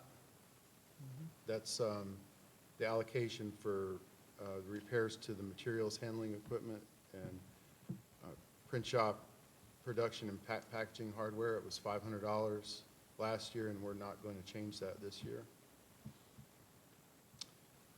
And the next item is flat as well. It's the department leased copiers that we use. We have 3 machines. One is used for PO printing. One is for the staff that work in the back by the warehouse, and then we have another machine that's a multifunction machine that we use. Just got a variance. Okay. Now, this is combined here with this, right? Yeah, okay. So if you go down to the next item where there's a variance, it shows a reduction 1434.60. That line item and the next line item are I don't quite know how to say that, Carter. They're It's a combined. reclassification due to an Reclassification, object okay. code change by the Department of Education. They wanted all technological-related expenditures tracked separately, so we had to change the object code. Okay, so with that, those 2 items are the district-issued cell phones. And there is an increase of $353. I currently do not have a district phone. It's you know, we need to budget in case there's a need for me to have one. So I think that's what that's for, that difference. The other staff members that have them are the warehouse foreman, the 2 warehouse workers, and the 2 people that work in property records, because their duties require them to be off-site from time to time. The next item where there's an increase in budget is bid advertisement and moving services. That number is derived from the amount of bids that we think we're going to do. We had an increase in the amount of bids that we did. We've had to advertise about 25 formal bid solicitations. So we anticipate, you know, that number to stay the same. We also included in that occasionally the warehouse. We don't have the resources to do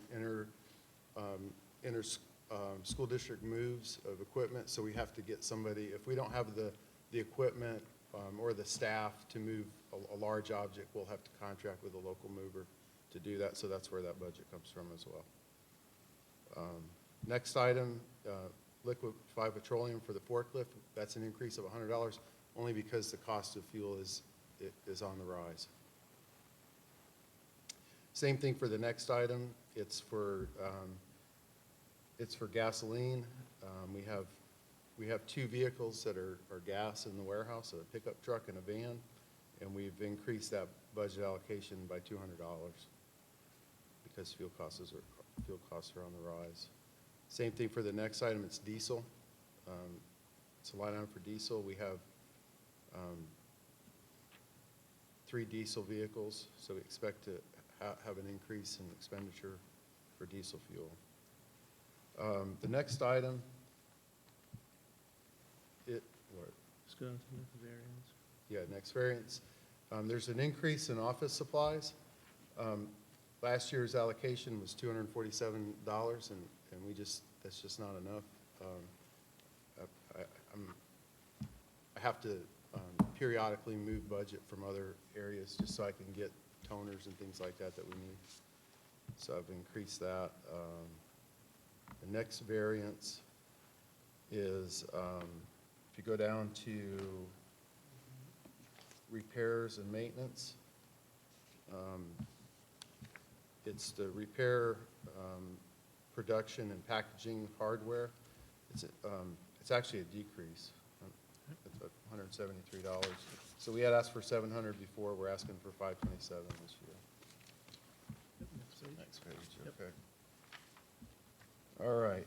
So the next 2 items they're like that. It's, what'd you call that before? Object code change. Object code change, okay. So there was 2 line items last year, and now there's a single line item. And basically, this is where you're going to see the biggest difference.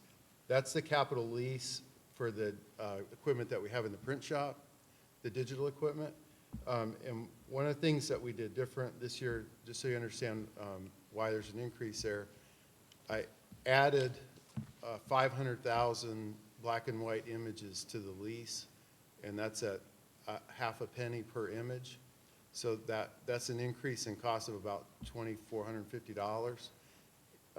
And the idea behind that is I'm going to try to get the work that's being done on desktop printers at the sites, get them to send it to us and let us do it, because the desktop printers are probably 5 to 6 cents a minimum per image. And if I can get them to send me that work and us do it in the centralized print shop, potentially if we use the entire budget, it will save the district about $20,000 in just in print. And it'll kind of change the culture of how they do things.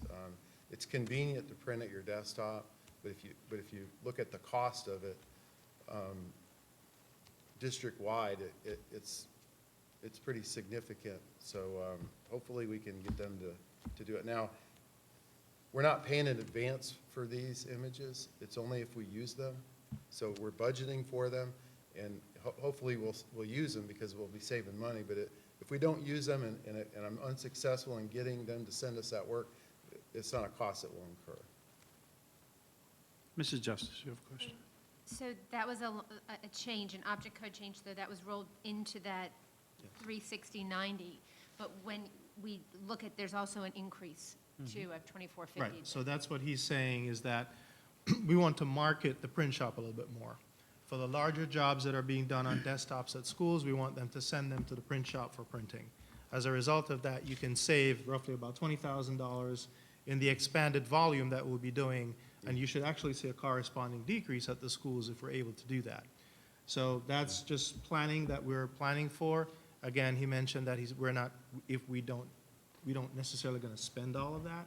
Sure, So I it's wasn't just concerned with that. I think that sounds Yeah. great. It was just making sure that Correct, it's about it $2,400. showed that there was an increase as Yes. well as an object code change. because Yes. It didn't. That's correct. Mrs. Simchek and So, Mr. Searcy. getting to the point where, like, we'll use gasoline because it's easier, or as you're saying, so we're increasing in this, and so we should see in office supplies or something under that object code a decrease. So at the end of all this, not trying to anticipate, you will break down object code totally for us at the end of the year, so we could see gasoline total, because I've seen each department, but I would like to see all those object codes, line items, totals. Okay. Because then you know, department by department, we can't see the, I don't want to use the word culprit, but if there was someone who was using more than others, and yet, so we should be, as I say, if this is an increase, we should see a decrease in another object code. Yep. Or the appropriate object code. And We're who do we lease successful, from, yes. EGP? Or Yes, who? we lease for EGP, Okay. yeah. Thank you. Mr. Searcy, you had a question? A question on, is there any way we can encourage the schools to make sure that they utilize the print shop instead of doing it how they're doing it now? I mean, $20,000 is a lot of money. I'm gonna try to use some marketing to do it. I'm gonna work with the print shop manager. We're gonna try to figure out ways that we can encourage people to send it. We're gonna turn around the orders more expeditiously and encourage them to send that work to us. We're gonna come up with some marketing flyers and things like that to send out. And this is something you've done in your former district, correct? Yes, yes. And how much did you approximately save down there by doing this? Well, just to give you a difference, in Martin County, our print shop, we printed 17 million images a year in the print shop, and in this district, we're doing like 1.5 million. Well, and that's my question, is I notice we have 2 people working as printers.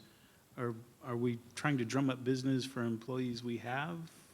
Or has there ever been a cost-benefit analysis to the print shop versus using like Staples or things like that? I mean, if we just committed to this model and now we're trying to steer, and it will save money, and that's good. if we've already assumed that this is our business model, but have we ever done like a cost per impression analysis as to whether it might be better just to send it somewhere? I know that it probably isn't, but Mrs. Simchick, do you want to? Well, I was going to say, add it to adult education, make it vocational, and spend dollars over there. Yeah. I was half saying that jokingly, but. We also have a welder that we employ, and, we have a welding program. But there is something to be said about that, because there's business cards and all those kind of things. But I think if marketed, I would support that. I would like to see that as I hear what you're saying, but I would like to see that as an effort, because either way, the teacher will have a school, I'll say, will have a project, and they think that they're going to get it done quicker on their little copy machines. And if he has good turnaround, they're not going to outsource. Right. Mrs. Zork? And I think we should set an expectation, just like with the state, how they set the expectation that we want 75% recycling by year of 2020 or 2018. We should set an expectation every year and try to gradually get them to, we want 20% more this year of the printing, and next year we should be at 40%, and set something like that so that it gives a target goal to shoot for. Well, if I may, I would like to respond to your. Sure. I did a cost-benefit analysis in Martin County, and it worked out that it was better, cost-wise to have the district. I've not done that here. But certainly, it's a mathematical formula. Right. I didn't put that together. I had a successful marketing strategy in Martin County. I brought principals in, I brought media specialists in, and what we did was if they sent me the request electronically and it was camera ready, if they sent it by a certain time of the day, they were guaranteed to get it the next day. And that's really, so what happened was that work became the priority. And what was interesting about that whole strategy was that the time started where if I got it by 2 o'clock, they'd get it the next day. And the volume was such that I had to go to 12 o'clock and then finally to 10 o'clock. Because we couldn't do it. But the good news was we were printing it in the print shop and not at the site, so. Well, and that was my question, is it's just as easy as hitting print on your local printers, because it's all electronic of the print job request, as long as it's camera ready and all that good stuff. So that's great, because that's, as you know, that's making it easy is just as important. And a comment, because transportation mentioned Pride, and you mentioned Pride as well. Pride is the Prison. And so I'm glad that we're utilizing that, because you cannot beat their cost. So on those projects where you can do it, when you have time to outsource. Okay, Mr. Searcy had a question? Do you have the staff to handle that if all the schools sent you their information by 12 o'clock tomorrow? Could you, I don't know if you've told them about the next service, but we'll tell them when we leave here, by the way. But do you have the staff to handle that? Well, the machines that we're using, the D95s, they'll print 95 pages per minute, basically. That's where the number comes from. So if I look at the number of hours there are in a day, and I calculate it out, I know that we can. It's the machine that's doing the work. The staff is making sure it has paper in it, and there's somebody sending the work, through the network to the machine. So it's really just a matter of, I had, in Martin County, I had 3 staff and there were 8 machines, so they were assigned to a segment of machines, and that's just all they did. And that's how we were able to do 17 million images a year, so. Get her done. Okay. Any further questions for purchasing? Okay. The next one I'd like to call, thank you, Mr. Pete Copeman to the podium.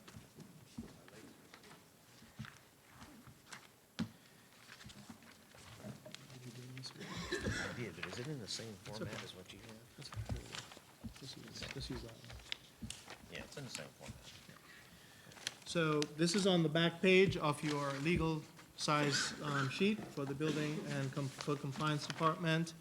as well as on page 11 of the budget book excerpt, which is your Building and Code Compliance Department. Okay, right off the bat, we have that object code change, is that what it Yes. is? Okay. So even though $3,000 looks like an increase, it's not all $3,000 is an increase, but there is an increase, about $1,500. This particular category is repairs for the emergency radios, scanners, all our office equipment. And what we did is we received a donation of 15 emergency radios from the city of Melbourne. So we're going to spend $100 on each one of those to get a battery, a charger, programming, and that should get us to the 2019 home run, if you will, finish line before we get our P25 radios. So we're going to spend a little bit extra money this year on those and trade out some of those 20-year-old radios that we have in the system. Everything's flat. The next increase that we see down here is $16,259. On the screen here, you see something that's been in the code for a while, crowd managers. When you have an assembly of people, you have to have somebody in the room that directs people which way to go. Even though we have exit signs in here, when under a stressful situation, people go in every direction, they want to go back out the way they came. So that might not be the best way to go. So crowd managers help direct them. Mrs. Smith, go in this direction, and so forth and so on. And they're required to be trained. And the old code used to end right there at 13.762, and it said it shall receive approved training in crowd manager techniques. What we didn't have was adequate information on what those techniques are. This January, the new code came into effect, and what you see below that is all the categories for those training methods, what they have to know. So out of that, companies have formed, and they come in and do the training. Go to the next slide, Carter. Sorry. So it's a little out of focus. What you see, you can't really see, it's out of focus. Crowd management training that's been approved by the State Fire Marshal's Office. This is given at the State Fire College, but the company that owns that training will come here and provide the training for us. So the $6,500 is for crowd management training. It's about 130 people. We figured, talking with the high schools, the elementary schools, the middle schools, how many people would you need for your different assemblies? It's around 100 people, but I put a little bit extra in there in case people come and go, or they find they need an extra coach or an extra person in whatever situation that they have. And this is a requirement of the Florida Fire Prevention Code. We have an increase of $1,000 on supplies. I don't know what that is. It's right here. You Right. need to purchase materials for the caution tape playground. We talked about that. Yeah. Just- So, that's why, because we combined the object codes again, that's why. So it looks like it's an increase, but it's not. It's actually flat because it was broken into two categories, and now the two categories are combined.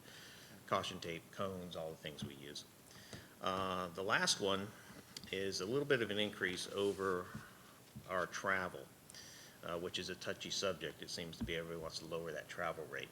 Last year, we did lower our travel rate down, but this year we're in a new CEU, which is your continuing education units that we're required to have. For example, fire official and fire inspector have to have 54 hours every 4 years. Building official and inspectors have to have 14 hours every 2 years. Sanitation, casualty, and safety inspector has to have 40 hours every 3 years, and the playground certification has to be recertified every 3 years. So how I have it set up is it's staggered. For example, right now I have to recertify as a fire inspector by 2020, so I have to have those 54 hours in. My fire inspector is recertifying this year because he's already gained his 54 hours. So we're opposite years, or opposite cycles. The same with our building inspector licenses. This June, which is this cycle, not next budget year, but this year, I'll get my 12 hours, or my 14 hours, and then Scott will go next June and get his 14 hours. That does a couple of things. That keeps one of us in the district all the other ones at the conference, getting our CEUs. So there's always somebody with knowledge to answer codes or anything like that here. Mrs. Zork, you have a question? Just a quick question. Just as Mr. Morrison takes his training online, how come we can't do this online For which one? for any of them? Some of it you can. There are certain classes that you can't, they're not offered online. Fire official, you have to have a certain number of hours of law and rule in a certain NFPA 1. So those are only offered in certain places, but last code cycle, I did take an online course. So they are available.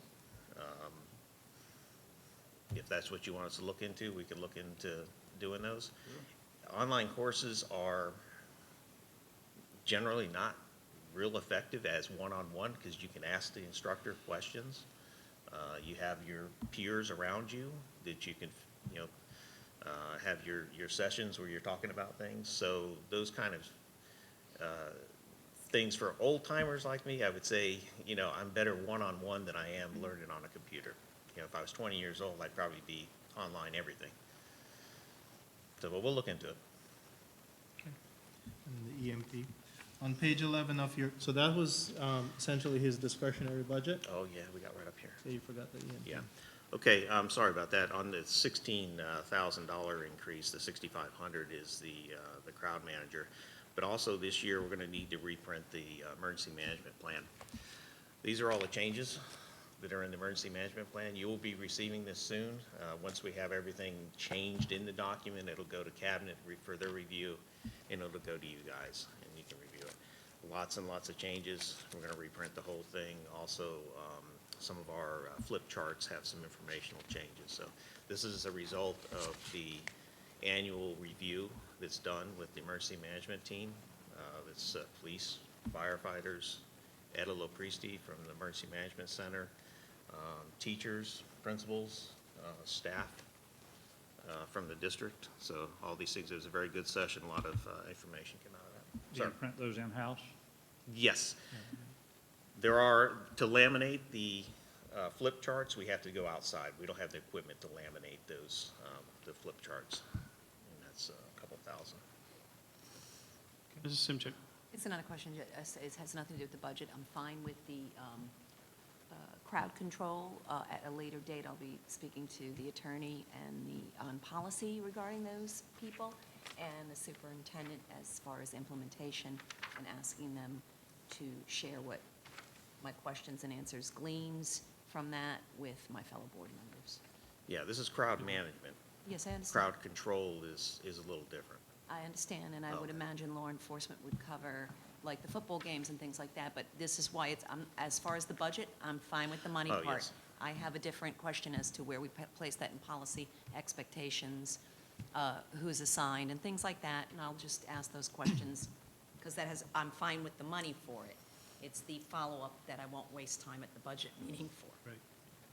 This is appropriations. We'll handle that in the policy committee. Any further questions for the Building and Code Compliance Department? Okay.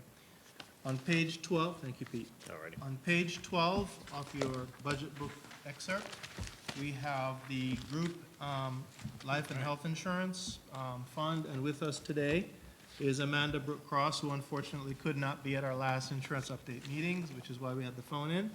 And with her is, thank you, Pete, with her is Richard Kaufman, also from Aon.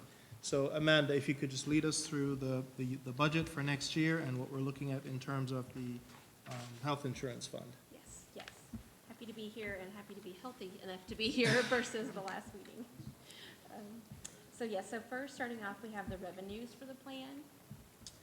The first line here is the premium contributions.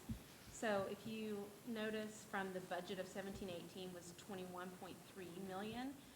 The proposed budget right now for 2018-19 is 21.6 million. So right now, we're assuming there will be no rate increases.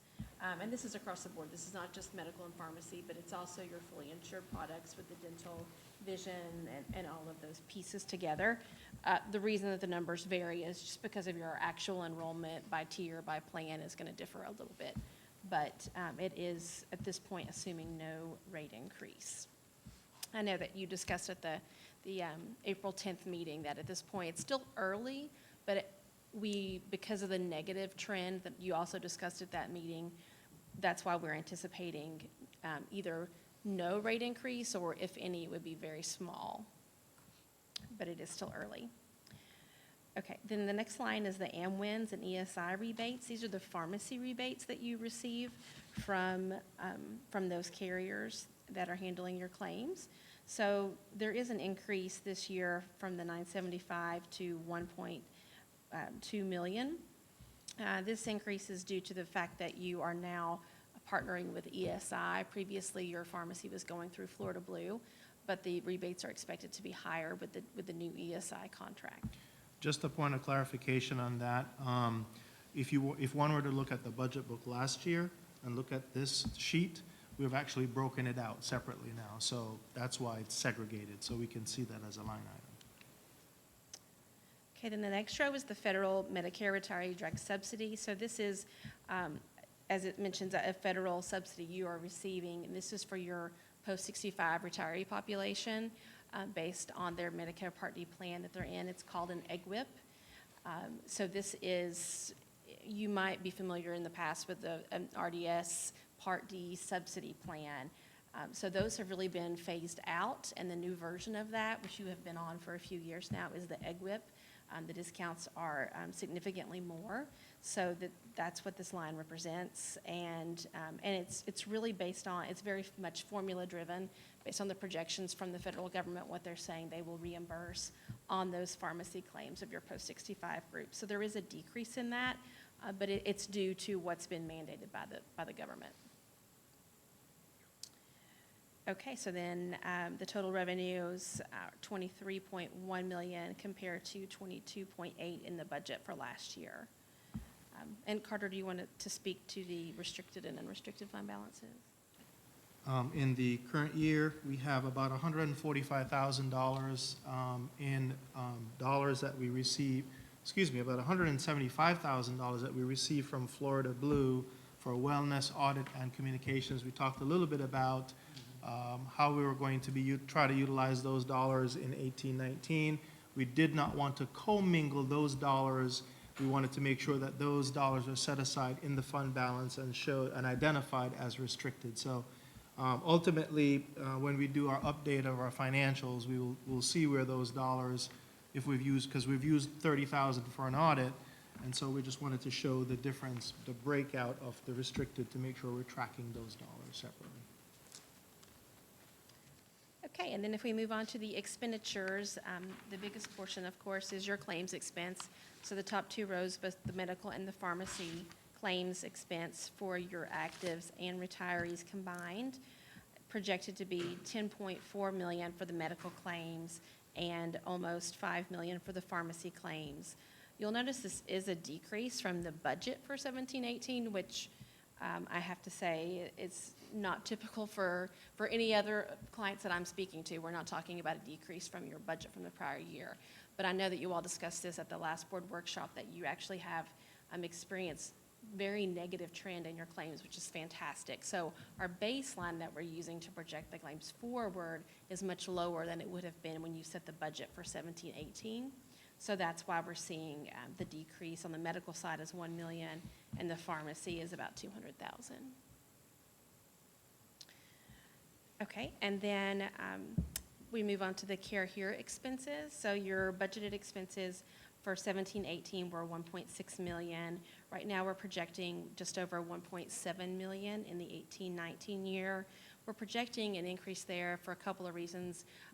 We continue to see increased utilization of the clinic, and also in prior years the clinic was not able to offer any radiology services through the clinic, and they have now partnered to be able to coordinate the radiology through the clinic as well. So we believe we will have increased utilization through that as well, which will be savings to your plan overall, but it will be an increase in the Care Here line item.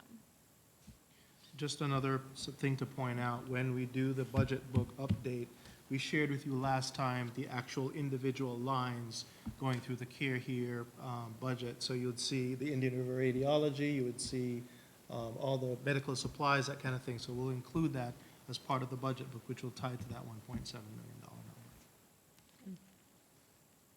Okay, and then the next expense is the Patient Center Outcome Research Center Institute fee. This is really healthcare reform related to ACA. It's something you're required to pay. It's a very minimal fee in comparison to the other ones, but it is something you're required to continue to pay. So we approximate that to continue to be around $7,000. And then the next section that covers all the other expenses, I won't go through these line item by line item, but happy to answer any questions.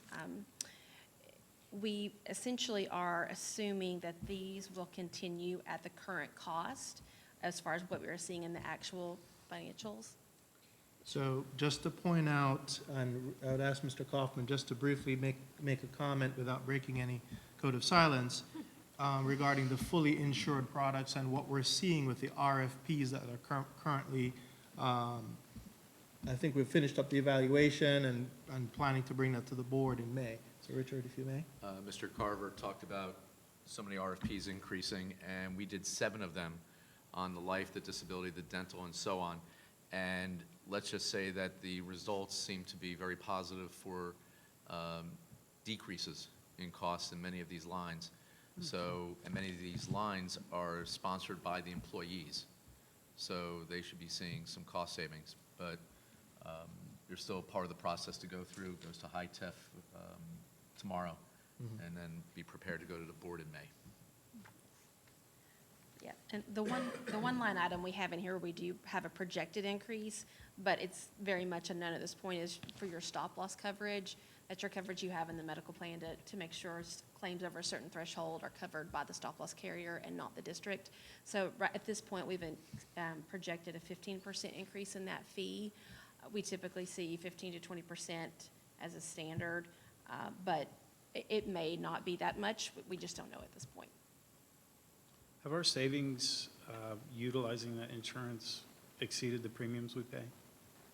I don't have that data with me today. The last couple of years, you've had better than expected experience. It's kind of like it's gone along with the rest of your story as far as the claims. You've had lower than expected stop loss, claims that exceeded the stop loss, but then not a couple of years ago, you had more than twice as many claims that exceeded. So stop loss is one of those things that some years you do very well, and then a couple of years you'll have really bad years. You never know quite which year to change the level to save on the premium, and then that's the year that you get bit. So. Right. Okay. Okay, so in total then, for the total estimated expenditures, we have the 22.3 million compared to the prior budget was 23.2. Yes. So. And then at the bottom of the page, on 12, you'll see the position allocated to the insurance fund, which is the employee benefits specialist and the senior accountant, et cetera, 3 positions in the assistant. Questions, board members? So with that, that covers and that concludes the presentation from staff regarding the individual budgets on the planning and operations and finance and employee services. Our next update will be on May 22nd, which we will have curriculum and instruction, ESC, superintendent, the school board budget, and the public information office at that workshop, similar to the process that we did today. Okay. Forward to that. Any further questions? No. Can we meet at 4:50? Can everyone be there if? It's whatever the pleasure of the board is. Okay, so you can have everyone. The room is available. Got it. Members, 4:50? Okay.